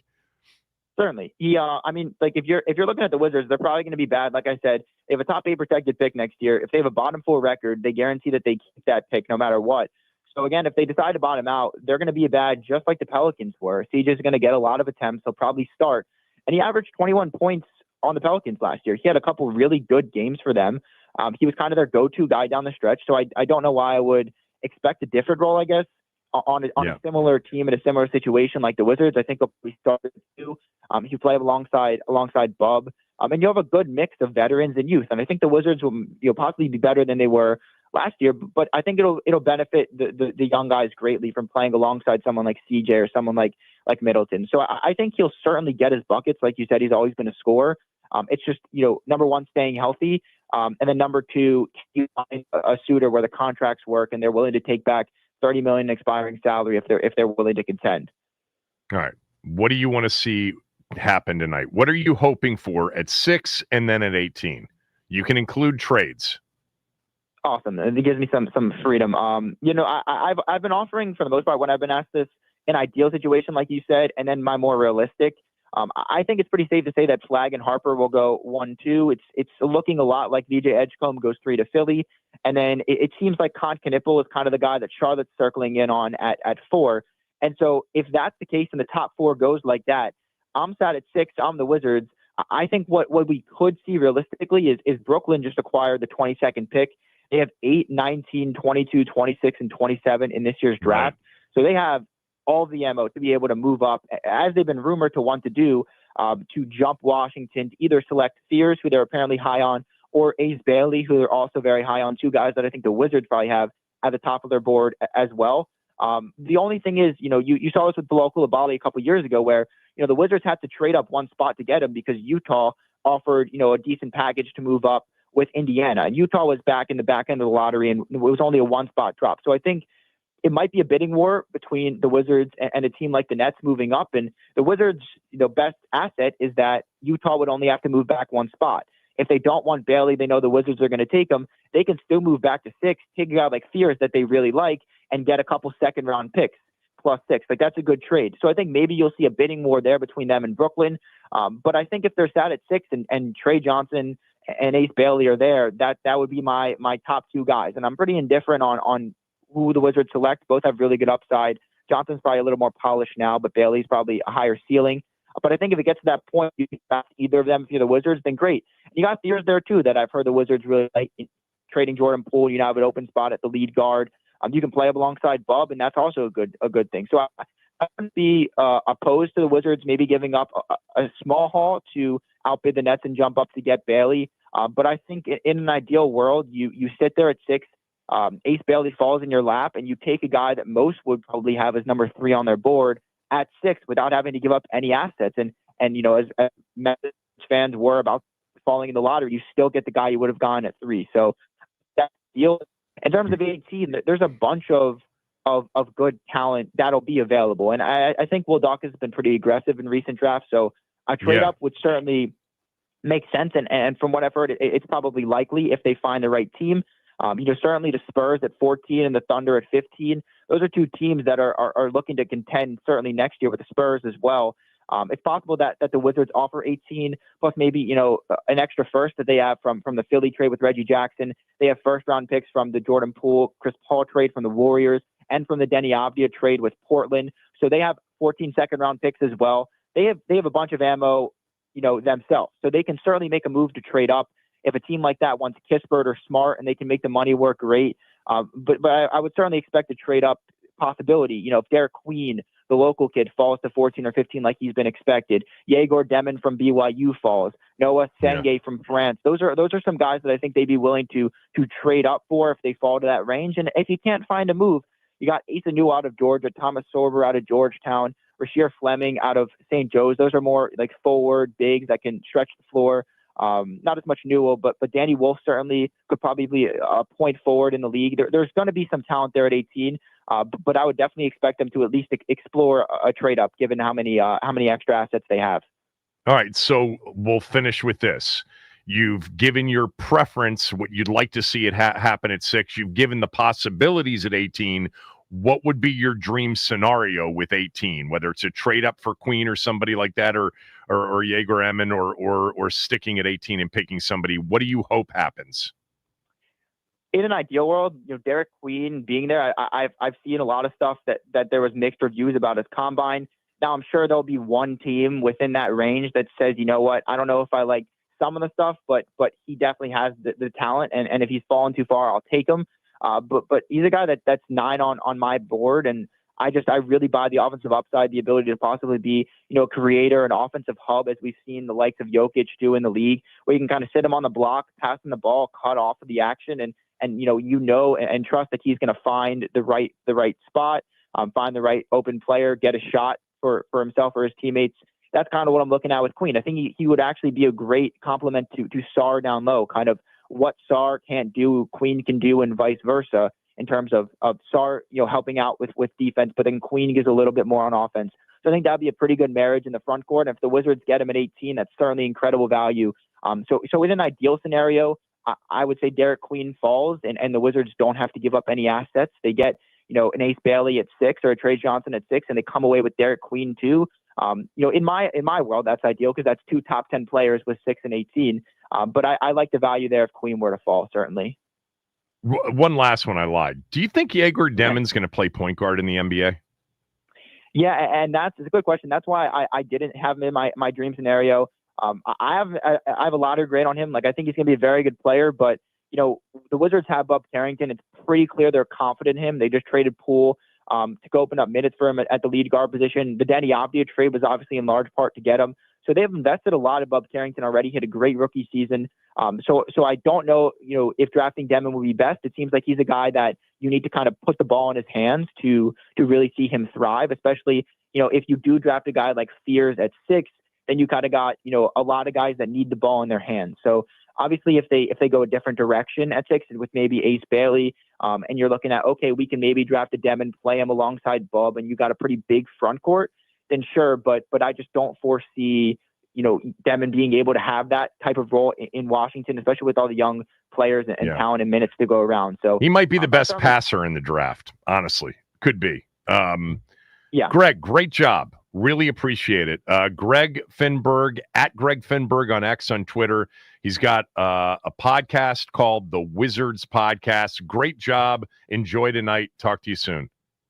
Thanks. I appreciate you having me on, Kevin. You have a good one. Yep. What James Wood was allowed to do last night when we come back. Scott Abraham at noon with some news on RFK.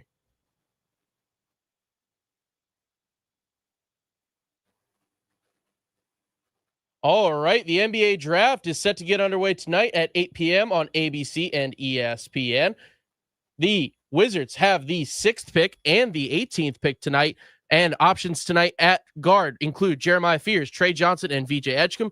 Forwards, Ace Bailey and Con Knipple, and center, Kaman Malawach from Duke. The draft, again, gets underway tonight at 8. Keep it locked here on the Team 980 for our NBA draft show with Linnell Willingham at 7:30. The Reds pitcher Chase Burns made his much-anticipated debut last night. The Reds' 2nd overall pick in the 2024 MLB draft struck out the first 5 batters he faced, and he becomes the 5th first-round pick in last year's draft to reach the major leagues. The Nats, they followed the Padres by a score of 4-3. The San Diego native Trevor Williams drops to 3-9 on the season after giving up 7 hits and 4 earned runs. C.J. Abrams and Jacob Young, the only players with multiple hits. The Nats will close out their series with the Padres today at 4:15. Nats on deck with Charlie and Dave at 3:45. This update is sponsored by the Team 980 YouTube page. Just open the app, type in the Team 980, hit subscribe. Kevin Sheehan is live from 10 to 1 and Craig Hoffman from 4 to 7. Don't forget to like the stream and turn on notifications to stay up to date on all things DC sports. And that is what's trending.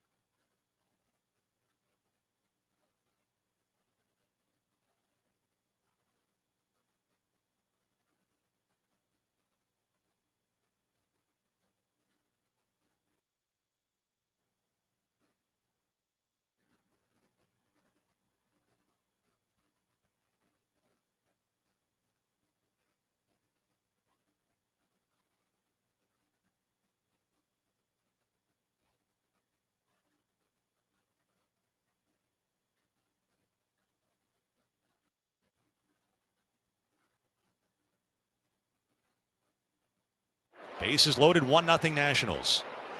Here's the set and the 3-1 delivery. That's inside, ball 4. Wood never swings the bat. He draws a bases loaded walk, scoring Riley Adams, and it's 2-0 Nationals. RBI 62 on the season for James Wood. Dave Jagler last night. Without a hit, James Wood had 2 RBIs last night. That one came in the top of the second inning with the bases loaded and in just 5 pitches. Basically, 4 of them not even really close. They didn't want any part of James Wood, and they walked him with the bases loaded to give up a run and trail in the top of the second 2-0. This guy is becoming feared as a hitter. 2 RBIs. He was 0 for 4 with those 2 RBIs, and did strike out 3 times last night in a 4-3 loss. But still, what a player James Wood has turned into. No home runs, so he's still stuck on 22 after homering 4 times in 5 games. They have another, the Nats do, this afternoon in San Diego as part of this West Coast trip. All right, when we come back, Scott Abraham, Channel 7, is going to jump on with us. He had some news yesterday on RFK. You'll hear it next.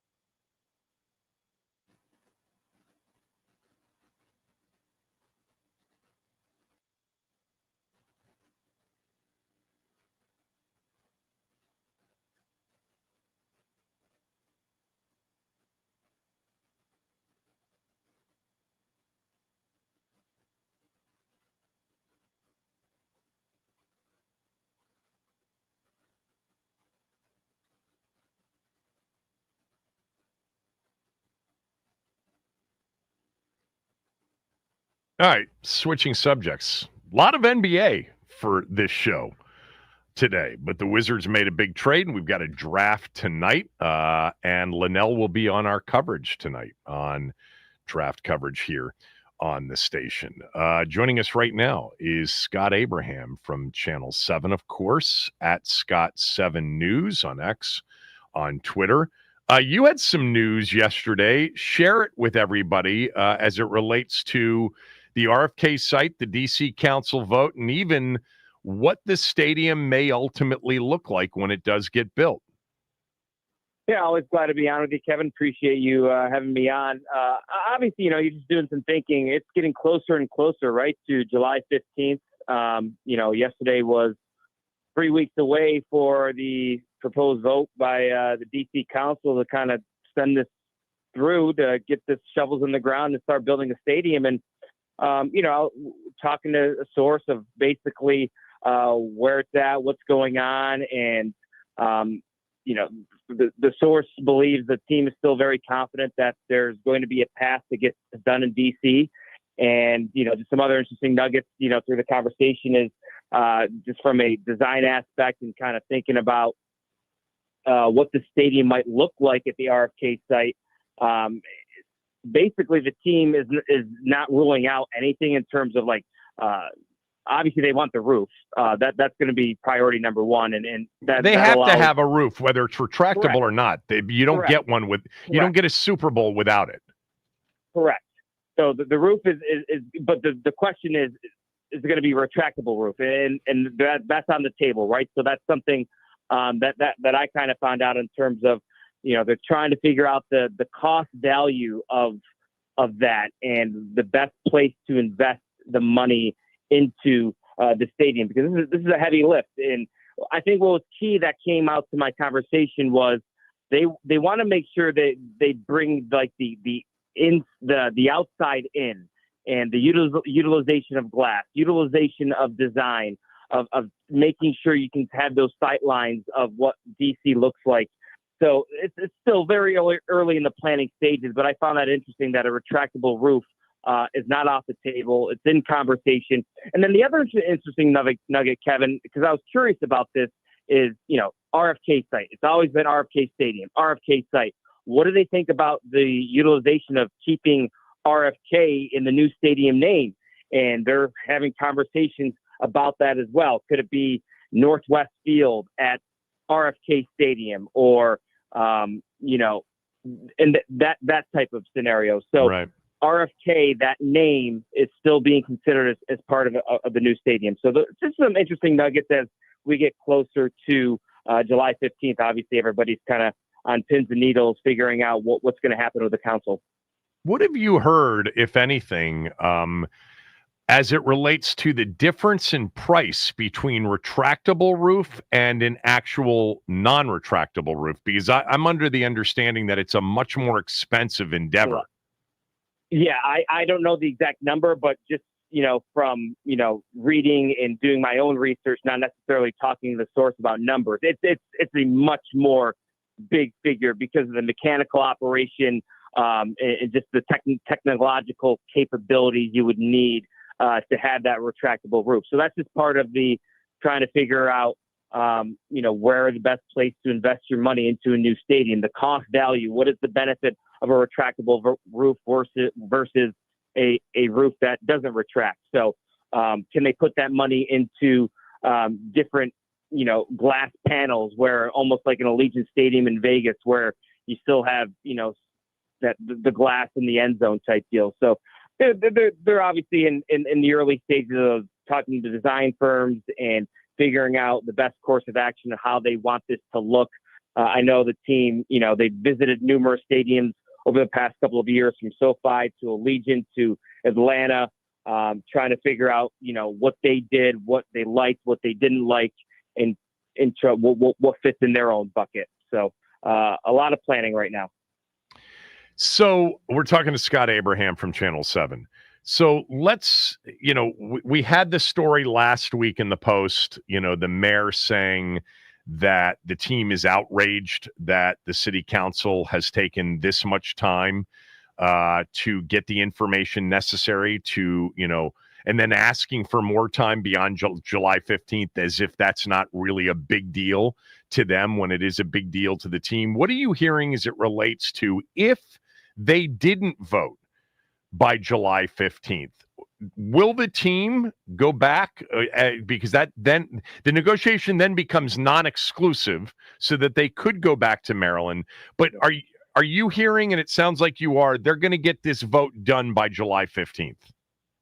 So it's a great question. That's a question on listeners, viewers' minds, and I totally get it. And I honestly think that in their heart of hearts, the team perspective, they're going to get this done in D.C. They feel like there's a runway in D.C. that they're going to be able to figure this out and get this done. Remember, they did the same thing, the late night backdoor deals in the Congress and the land transfer. So the last minute, midnight hour, that's kind of their MO. So I think there's a confidence there. They're not even thinking, Kevin, down that road of like, what if, this gets, publicly or talking to media members or myself, maybe behind closed doors, they have plan A, B, and C. But I think publicly they think this is going to get done and that they're not really thinking about a plan B, plan C. They're putting all their eggs in the basket of Washington, D.C. And I understand from a commander's perspective, from a Mayor Muriel Bowser, of why they want to get this done on July 15th, because in terms of planning and booking these big events like a Final Four, WrestleMania, they need to have shovels in the ground to show them, hey, this is getting it done. And they want to put, big events on the books in 2026, 2027 for 2030, 2031. So that's why this is kind of a timetable rush against time. It's all about time. The clock is chasing them, almost like radio, almost like TV. The clock is always chasing us, and the clock is chasing them in terms of July 15th, because if it gets pushed down the road, kick the can down the road, that means in terms of building out their calendar, building out big events, that's going to get pushed down the road as well. So a lot of different layers to all this, Kevin. Trust me, it's annoying right now to people like Josh Harris, Markine, Mitchell Rails, private sector entrepreneurs who, saw this deal in the hands of the city council, at the end of April, and they can't, lock themselves into a room and figure this thing out in time for July 15th. It's just a different speed when you're talking bureaucracy versus, guys like Harris, Ein, Rails, and probably the majority of people who are limited partners in the ownership of the team. So I hope they, figure out how to get a sense of urgency and get this thing voted 7 votes yes by July 15th. So you would also, go ahead. Kevin, to your point, sorry to cut you off. Like I selfishly, and I would love a brand new stadium in Washington, D.C., but I also understand the other side of the coin from what Council Chairman Phil Mendelson, they want to do their due diligence. They want to make sure this is the right deal for them and for the city and for the constituents and for the neighborhoods and for people that live in that area. I totally get it. There's a lot of money being thrown around, taxpayer dollars, private money. I understand the whole essence of time. But, ultimately, I think if you have this stadium, a brand new stadium, an anchor for a city, an anchor for a community, taking the journalism hat off, I think the good will outweigh maybe the negatives. I totally agree with that. It is their job to get the best possible deal for tax-paying citizens in the District of Columbia. The question is, why does it need to take 2.5 months or longer for them to do it? Look, you also tweeted something else out yesterday regarding tailgating. I know that's a big issue for younger fans. What would, assuming this gets done and the stadium gets built in 2030, opens up, what would the tailgating situation be like down there? The source told me basically there's going to be designated tailgating areas. So if you think of, Northwest Stadium, FedEx Field days, you can basically tailgate anywhere. The parking lot is an open field. I think it's obviously going to be set up a little bit differently at the RFK site. And I think there's going to be specific tailgating areas where you'll be restricted to that parking lot or to that area to tailgate. So what I'm getting at is I don't think it's going to be as vast as you've seen at FedEx Field or Northwest Stadium, driving, around the stadium. You see everybody tailgating in various parking lots. I don't think that's going to be like that at all from what I'm hearing and from what's being told to me. So I think it's going to be skewed down. I don't think it'll be as vast, but there are going to be elements where people that want to tailgate will be able to do so at designated areas. So I think fans that have the belief that there's going to be no tailgating, I've been told, and I think they need to understand that that's not going to be the case, that there are going to be designated spots for tailgating at the new stadium. All right. While we have you on, and we're talking to Scott Abraham from Channel 7, Scott is a Syracuse grad, hence a basketball fan. You have to be if you go to Syracuse. So what do you want to see the Wizards do tonight at 6-18? Do you have preferences? Boy, I just, the whole Ace Bailey conversation debate is very interesting, and just doing a lot of reading and seeing why he's doing it, what he's doing in terms of not working out or taking teams' phone calls.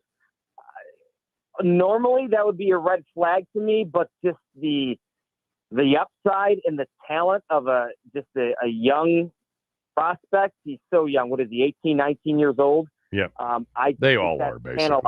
If he's available at number 6, I would love an Ace Bailey, because I think that would be an anchor, a guy you could put on a side of the billboard, build a marketing around. And I think that's what Ace and his team wants. I think they don't want him to get lost in the shuffle of going to a Sixers team that has Maxey or Embiid and be, the third or fourth fiddle, where you come to DC and you can be the dude. So if Ace Bailey is there, I think that would be fantastic for Washington, because he was obviously pegged for a top 3 slot, and this whole nonsense of him not working out and, being difficult, I guess, for teams to work with, may work in Washington's favor. How do you think it'll work out with Terry McLaurin? I think it's going to get done before training camp starts. I think, just the negotiating, the posturing that's been going on, and that's just been the MO the last time around when he wanted a contract extension. I think that got done early July. I think this is going to get done before training camp. The team understands how valuable Terry is on the field. That's a given, his physical traits, but you can't put a price tag on the human that Terry McLaurin is in that locker room, in the community, how he is as on the microphone is almost like a spokesperson for the team a lot of times, when just how well he talks publicly. He's just a rare breed of an athlete, of the talents he shows on the field and the leadership he shows in the locker room, in the community. And when it just shows you, when he has a serviceable quarterback, a very good quarterback like a Jaden Daniels, look at the type of numbers he can produce. So I think it's going to get done. I think that magic number is probably going to be 30 million. I think that's the marker. And ultimately, I think it's going to get done before training camp starts. How long have you been in town for? How long have you been at Channel 7? Yeah, 2016. I got here January 2016. Wow. So it'll almost be 10 yeys. So I've seen a lot with that franchise, and it's been, last year was awesome, Kevin. It was, I've said it publicly, and I may have told you before, I wish I could experience what RFK was like. And I never had that opportunity. And obviously I've seen videos and clips and stories from, former Washington legends, what it was like being there and playing there. And I wish I could experience that. And to see that kind of come to fruition on a smaller scale last year, and see the excitement, how the town and the city just got captivated around this NFC championship berth. That last year was a lot of fun, and I want more of that. So I'm really excited about this upcoming year and years to come with this regime and Jaden under center. I think you've told me this before. You're from upstate New York, right? Yes. Yep. Utica, New York. Yep. I went to Syracuse. So yep. Were you a Bills fan growing up? Oh, yeah. Yeah. Long-suffering Bills fan, Kevin. So my childhood was those 4 Super Bowls. I was born in 83, so I was, 7, 8, 9, 10. Those 4 Super Bowls. So Kelly, Thurman Thomas, Andre Reed, they were my heroes. So I'm hoping one day, I could experience the Eagles did, maybe winning that Super Bowl. Obviously, they're still near dear in my heart, but yeah, I was a Bills fan growing up. All right, one last one on this team, because you've been here now and you've experienced the absolute worst. Yeah. Not all of it, but last year got to be a part of, this resurrection season. So entering year 2 of Jaden Daniels and Dan Quinn and company, what are you most confident about as it relates to this team, and what concerns you? Most confident is the offense. I think they're going to be putting up points. I think they fortify that offensive line. They got more weapons in terms of Debo, and you have the Swiss Army knife, the capabilities that he can bring. And I think the offense is going to score points. They're going to be moving up and down the field. I'm not worried about a blueprint in terms of slowing down Jaden. I love the fact they have the continuity, the coaching staff returning, especially in that, offensive room with Cliff Kingsbury and Tavita Pritchard and David Blau to help with the growth and development of Jaden. The offense is going to be terrific. They're going to be just fine. I think the key to the offense is going to be the running game from running backs. Too many times last year, Jaden Daniels led the team in running. I want to see Brian Robinson Jr. have a monster year, stay healthy, and really take hold of that backfield being at a contract year. I think B-Rob is one of the key layers, the key elements of the offense. My big question mark, maybe concern, and I think that's been talked about ad nauseum from media members, radio, TV, is the defense. I don't think necessarily they got better, and last year they had plenty of warts. Who's going to stack the quarterback in terms of you got to, make up the loss of Fowler, who was the leading sack getter for Washington? Will Frankie Louvu be more of a pass rusher? How will the secondary look in terms of the new pieces? Jeremy Chin gone, Benjamin St. Juste gone. So who's going to fill those roles of Trey Amos and Will Harris? And then the defensive line, obviously Jonathan Allen gone. They brought in some bigger bodies to stop the run. So the defense is going to be my concern, my question mark. I don't want to shoot out every game. I don't want a 42-35, type of game. Might be exciting for fans, but I want to see some more from the defense, and that's going to be my big question going into 2025 here. Thanks, Scott, for doing this. Good information on the stadium. Appreciate it. We'll talk soon. Talk soon. Thanks, Kev. Scott Abraham, everybody. When we come back, the Philly Voice, that would be the PhiladelphiaVoice.com, just put out a story, 10 reasons the Commanders will be a dumpster fire this season. This should be an entertaining read. Let's do it together when we come back. Kevin Sheehan Show, the Team 980 and the Team980.com.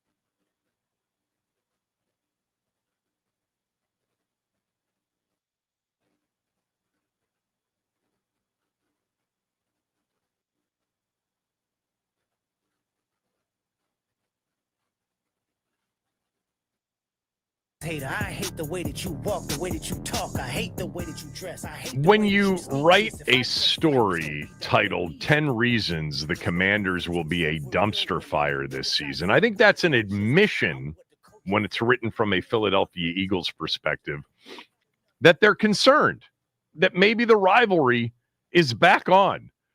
Jimmy Kempski, Philly Voice. You can find him at phillyvoice.com. Just put out a story this morning titled 10 Reasons the Commanders Will Be a Dumpster Fire This Season. Subtitle, The Commanders Made It to the NFC title game last year. Do they have another run in them? He writes, this week, all week long, we're taking a negative look at each of the teams in the NFC East in detail. Today, we'll roast the Washington Commanders. To note, we will not be talking about the positives of any of the Eagles' NFC East rivals because, well, that's no fun. This will be 100% vitriolic. And yes, we'll get to the Eagles as well at the end of the series. So I like this. This is good. Let's come up with our own why 10 reasons the Eagles will not repeat as NFL champions. There's some really good stuff in here, though. Like some stuff that maybe even we would consider. But it's a good hate, sort of story. I want the NFC East to be what it used to be, and I want our team to be a part of it, which it really hasn't been for so long. It stinks that we don't play Philadelphia until week 15. All right, here are the 10 reasons, according to Jimmy Kempski of phillyvoice.com, the Commanders will be a dumpster fire this season. Number one, regression is coming. The Commanders won 4 games in 2023. In 2024, they won 12. That was the biggest win total improvement in the NFL last season. It tied for the 9th best improvement since the NFL went to a 16-game schedule in 1978. And then Jimmy spells out all of the teams since 1978 that had improvements of 8 or more wins in a season. Washington obviously went from 4-13 to 12-5, and then looked at what happened the following season. And if this research, and I don't have any reason to think that it's wrong, if this research is correct, there's only one team that went 8 games or better in terms of improvement from one year to the next, and then in the following year improved upon the previous year. The 1996 through 1998 Jets, they went 1-15 in 96. They went 9-7, an 8-game improvement in 1997. And then in 1998, they went 12-4. That was a 3-game improvement. Every other team on this list, with the exception of the 2013 Colts, which did the same as they did the year before, 11-5 to 11-5, all of them had significant reductions in wins the next year. The biggest change, the 2002 Bears went 13-3 after going 5-11 in 2001, and then they went 4-12 in 2002. The Panthers also in 2016, off their 15-1 2015 season, went 6-10. That was a 9-game change from the year before. Interesting, but if you look at some of these examples, like the 2016 Panthers, there were major injuries, especially to Cam Newton in 2016. And I bet if you went through a lot of these examples, you either had a retiring player or you had a lot of injuries. But fact remains, of the teams since the schedule got expanded to 16 and then eventually 17 since 1978 that improved in the same level of 8 wins or better like Washington did last year, the following season, all these teams, 1, 2, 3, 4, 5, 6, 7, 8, 9, 10, 11, 12, 13 of the 15 teams had worse seasons. One had a better season, those 98 Jets, and the Colts in 2013 had the exact same season. So that was reason number one. Regression is coming. And by the way, this guy writes, let's also admit that 12 regular season wins were lucky. And he talks about no kicker in week 2 against the Giants, the Hail Mary against the Bears, the Saints without Derek Carr playing, and yet Washington still needed a 2-point try at the end to go awry against a terrible team. Talking about the loss of Jalen Hurts in week 16, the missed field goal at the end of regulation with a replacement kicker against Atlanta in week 17, the doink off the upright in the wild card round, the Lions being decimated by injury on defense in the divisional round. So that was basically number 1. Regression is coming. Number 2, what are these stupid trades this team is making? And they talk about Marshawn Lattimore, Deebo Samuel, Laramie Tunsil, the trades they made for those 3 players, right? They're essentially down to 6 draft picks. They had the second lowest draft capital in the NFL this year. They only have 5 picks in 2026. They're paying 2 of these guys a lot more money than they're worth in talking about Marshawn Lattimore and Deebo Samuel. So reason number 2 that Washington will be a dumpster fire after regression based on the typical 8-game improvement. Answer number 2 is, what are these stupid trades this team keeps making? Number 3 is, what are these stupid signings this team has made? And they talk about Kinlaw's $45 million in particular. That's the big one, $45 million, 3 years for a guy like that. That's answer number 3, or reason number 3. Reason number 4, good Lord, this team is old AF. Washington is, based on their 90-player roster right now per spot rack, the oldest team in the league at an average age of 27.7 years of age. But in this story, they write, I think that the perception of the Commanders from a national perspective is that they are a young up-and-coming team because they had a stellar rookie quarterback last season. They are not. In fact, they have 30 players who are 29 years of age already or older. Here's how that compares with the rest of the NFL. Washington's got 30 players of 29 years of age already or older. Next most, 19, the Falcons, Lions, and Texans. That's 11 more. I actually didn't know that. That is kind of interesting. I mean, they're the oldest team on their 90-man.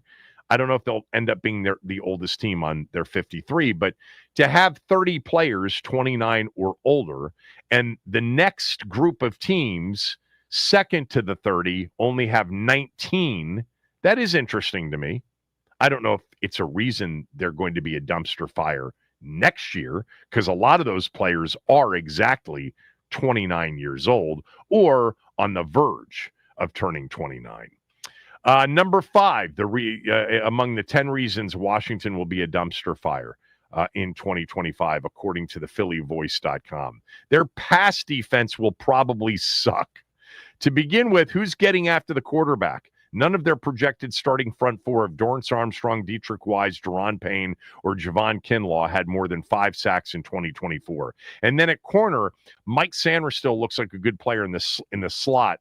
He actually didn't play in the slot last year.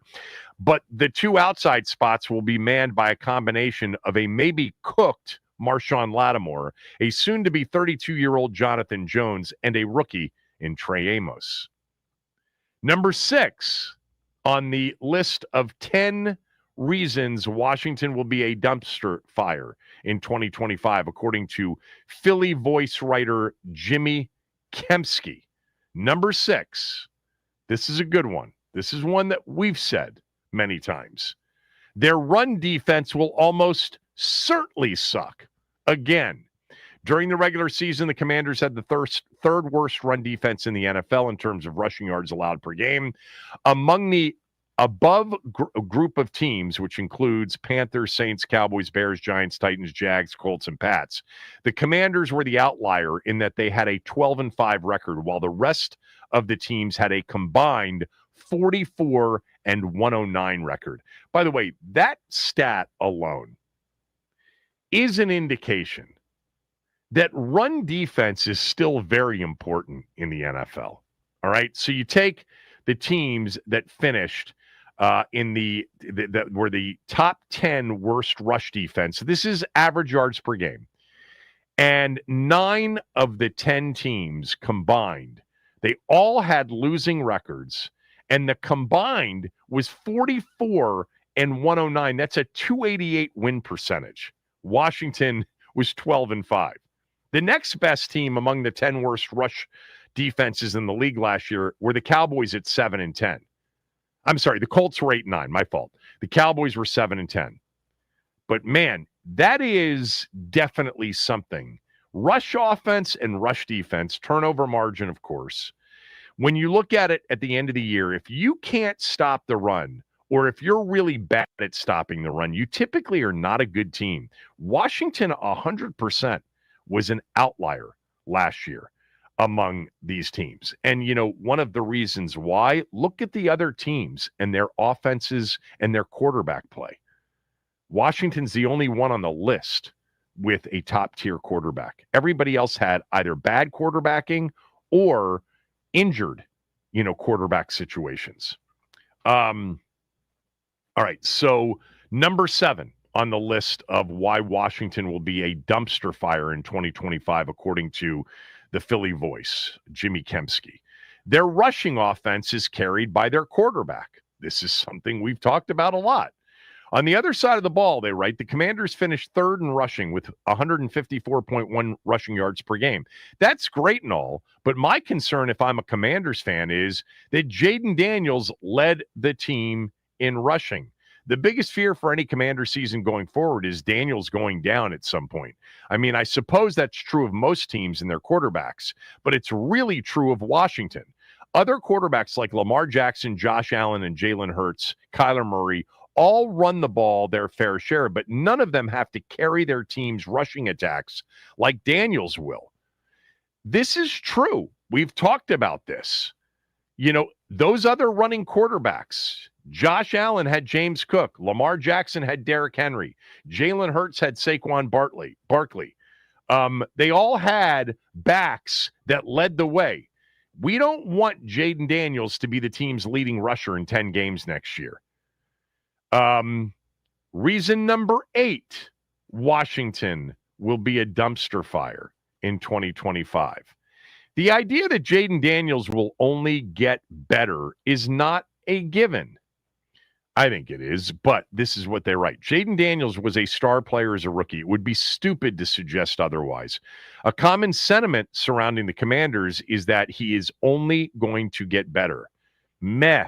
The following is a list of quarterbacks who recently won Rookie of the Year honors, showing their QBR in their rookie seasons and then their QBR in their follow-up seasons. Disclaimer, yes, QBR is a rudimentary measure of a quarterback, but we'll use it here for snapshot purposes.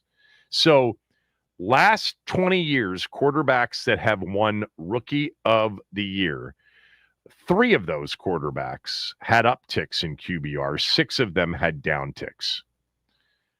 We know one that had a downtick. Yeah, RG3. The 3 that had upticks were Cam Newton, Kyler Murray, and Justin Herbert. This is their weakest. This is one of their weakest of their 10 reasons Washington will be a dumpster fire. Last 2 reasons, according to Jimmy Kempski of the Philly Voice, 10 reasons why Washington will be a dumpster fire in 2025. Number 9, the reason being the Commanders converted an unsustainable percentage of 4th down conversions in 2024. The Commanders converted 20 of 23 4th down conversions during the regular season in 2024 for a conversion rate of 87%. That was the best rate of any team in the Super Bowl era, minimum 15 attempts. A big part of that was because Daniels is awesome, but also they're not matching that in 2025. I don't know if they will or won't. I would certainly say that is an outrageous outlier number on 4th down conversions. And not that I'm going to speak in terms of regression to the mean, because that's a stupid way to talk about sports. But I will say that it seems unlikely that they could go 20 of 23 on 4th downs. Lastly, Dan Quinn turtled up in the Commanders' biggest moment. This is the 10th and final reason why the Philly voice and Jimmy Kempsky, the writer, believes Washington will be a dumpster fire. And he writes, speaking of fourth down conversions, on the opening drive of the NFC Championship game, the Commanders came out in no huddle and put a bit of a scare into Eagles fans. They converted a 3rd and 6 from their own 34, another 3rd and 6 from their own 45, a 4th and 5 from the Eagles 43, and a 4th and 2 from the Eagles 28. And then on 4th and 3 at the Eagles 16-yard line, Quinn, and they write, of 28-3 infamy, of course, talking about the Super Bowl lead over the Patriots, 28-3 when he was coaching in Atlanta. He decides on the 18th play of that drive, that's enough risk for me, even though we keep converting. Let's kick the field goal. You know who was happy with that decision? Literally every Eagles fan and the Eagles sideline itself. Luvu is shown on the sideline correctly wishing they'd have gone for it on fourth down, pointing out that the Commanders were the best fourth down team in the league. While talking to his players after that drive, Eagles defensive line coach Clint Hurt said, 17-play drive and 3 points ain't going to effing beat us. The Commanders were lucky to be in the NFC Championship game in the first place, and Quinn tried to play it like they weren't the obviously inferior team, and the Eagles proceeded to put up a 55-burger on them. Yeah, that was interesting. You know, we talked about it ad nauseum afterwards. 18 plays, you got a team reeling, and you are about to, potentially convert on a fourth down on the opening drive of the game, and you settle on 4th and 3 for a field goal and a 3-0 lead. We know what happened after that. First play from scrimmage, it's 7-3 Philadelphia. Then it's 14-3 after Washington fumbles. De'Ami Brown fumbles. They were still in that game, though, man. I'm never, ever going to lose my, clarity on being down 34-23 and on the move late in the third quarter to make it 34-29 or 34-31 when Austin Eckler fumbled on 1st and 10 from midfield. I mean, Kansas City couldn't budge the football beyond midfield on their first 8 drives. Washington moved the football against the Eagles in that NFC Championship game, and what really killed them more than anything was 2 things. Their inability to stop Philly. Philly could have named their number in that game. Let's not act like the defense was ever going to get off the field if they really needed to get off the field. Philadelphia averaged 7 yards per play in the NFC Championship game. They rolled up 460 yards on 66 snaps and took their foot off the pedal at the end with 55. But the other part of it was Washington committed 4 turnovers, and those 4 turnovers stopped them from keeping pace, or at least keeping that score much more competitive than it turned out to be. But I'm never going to change the idea that Philly was the better team, no doubt, but that the final score was not reflective of how competitive the game was. So there you go. 10 reasons from Philadelphia why Washington will be a dumpster fire. Max, you read through that because you found it during the break and read through that. There are some reasons there that we've talked about in terms of why they might not win 12 games again next year. Yeah, the my favorite is what you called the weakest reason, the Jaden Daniels will only continue to get better. A lot of the information, like Brian and I were talking about it, it's not incorrect. It just lacks a lot of context. And this is a great piece written by Jimmy here, because it's going through all these. They don't fail to make me laugh. That's for damn sure. Yeah, look. I mean, they might regress in terms of win total. They also might be a better team and only win 10 games this year. That's the thing. It's always comes with a harder schedule. So right. The regression usually happens for that reason. Dumpster fire only happens with an injury to the quarterback. I'll say that right now. That's dumpster fire season only happens with an injury to the quarterback. If the quarterback plays all 17 or the significant majority of the 17, Washington's going to go back-to-back winning seasons for the first time since 15-16, and I think back-to-back playoff seasons for the first time since 91-92. All right, look, some of you were on hold. If you want to get back on the phones, we'll finish up with who would you like to see the Wizards land tonight in the NBA draft? Who's the guy that you're convinced is going to be a superstar, an all-NBA second-teamer, third-teamer, worst case, in 5 years? You want to see that player land with Washington at either 6 or 18. 301-230-0980. I'll kind of go through my hope scenarios tonight for 6 and 18 when we come back as well. Kevin Sheehan Show, the Team 980. We're also on YouTube. Check out the Team 980's YouTube channel. Watch us on our YouTube channel. I'm on 10 to 1. You can watch the show 10 to 1. You can also watch Craig Hoffman's show from 4 to 7. Subscribe to our YouTube channel and like the YouTube channel when you get there.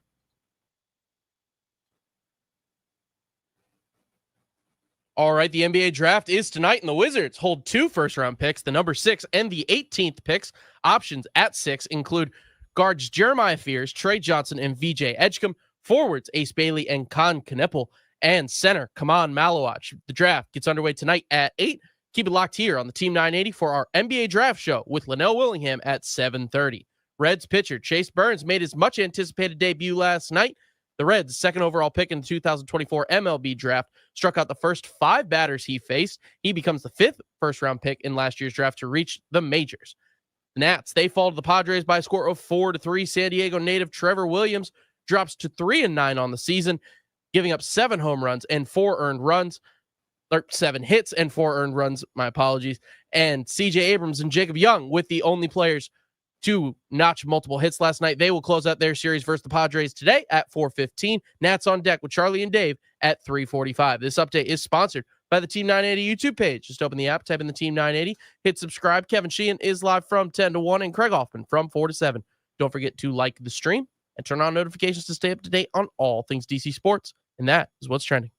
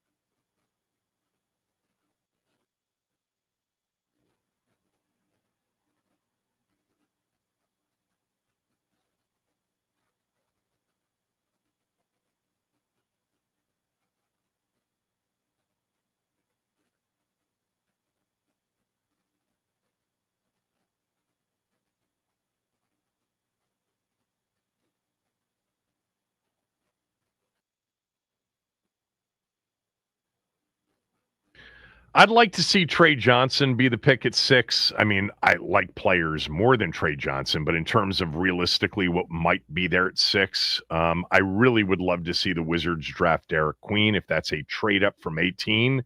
Yegor Demon, I really like a lot from BYU. There are other players I like. I'm not a massive Ace Bailey guy. I love the talent. I love the raw athleticism, the defensive timing, etc. There's one moment that sticks with me. It was his game at Maryland. There are other moments I watched. He was too casual, a little bit too flighty. But he's 18, so I understand that, judging him on his worst games in a few moments at 18 years old. Derek Queen had some games that were not very good, where he looked almost completely detached in moments of the game. But that's what I would love. I'd love to see a Trey Johnson, Derek Queen combo. Yeah, that a Trey Johnson, Yegor Demon combo. I don't think Edgecombe, I don't think, Harper and Flagg, forget it. Flagg is the largest favorite to go number 1 overall since Wembanyama. If you want to, give me the guy that you hope the Wizards take, either at 6 or 18, 301-230-0980. Paul, go ahead. Thanks for holding. Hey, what's up, Kevin? How you doing, man? Good, Paul. All right, so I'm going to tell you right now, don't listen. Agents are paid to manipulate general managers, okay? And at the end of the day, I want them to get Ace Bailey. And he went to Rutgers. My pops went to Rutgers. He's been following them all year. And he's telling everybody, like, don't listen to what all of these cats are saying about this guy. He's a scoring machine. He can score at will. Don't worry about his height. Him being 6'8", 6'10", is really not a big issue, because we're living in a positionless league now. So He can handle the ball, he can go inside, he can shoot. And really, the way my pops put it, it should be Cooper, Harper, Bailey, 1, 2, 3. But the second person that I would that's what it's been. That's what it's been for almost 2 years, in terms of mock drafts. So why do you think he's falling to 6? You think GMs are just getting duped by the agent? I'm telling you what I know. I think that GMs are paid to manipulate, agents are paid to manipulate general managers. And they put stuff out through the media to make people fall and rise as they see fit. Think about what you just said. It's been 1, 2, 3 all year. And now all of a sudden, all this bad stuff is coming out about Bailey, or he not going to certain teams to work out. That's his agent telling him to do that. I'll tell you what, if I'm a Philadelphia 76er fan, if I'm in that organization, or Charlotte, and Ace Bailey is clearly one of the top 3 players in the draft, and I get manipulated by an agent, I'm getting fired. If he ends up being the next Kevin Durant. He would want to be. I'm just telling you, he would want to be in Washington. We got C.J. McCollum now. We made some good moves. I love the moves that we're making. You got C.J. McCollum for a year. Yeah, but I'm just saying, we're talking about the veteran experience and the influence that they're going to have on the young player. Okay. So, let's see what they do. I think that it wouldn't be my number 1, but let me just be clear on Ace Bailey. It's not like I don't see the talent. I watched a lot of Big Ten basketball. I watched Rutgers a lot. I saw his game at Northwestern. Okay, I certainly saw his game here. I saw his game early against Bama. Remember when they played Bama early in the year? And it was a competitive game. Now, Alabama doesn't guard anybody. They don't guard anybody. Alabama, no. And the SEC, Alabama, Alabama is a terrible defensive team. They were the team in the SEC that is a terrible defensive team. Rutgers lost like 99-95 or something like that. You can look up the score because that was an early kind of Thanksgiving week game, if I recall. I got to roll. I'm up against a hard break. Thanks, Paul. Good to hear your voice again. We'll be back tomorrow to talk about what the Wizards did. Chris is next.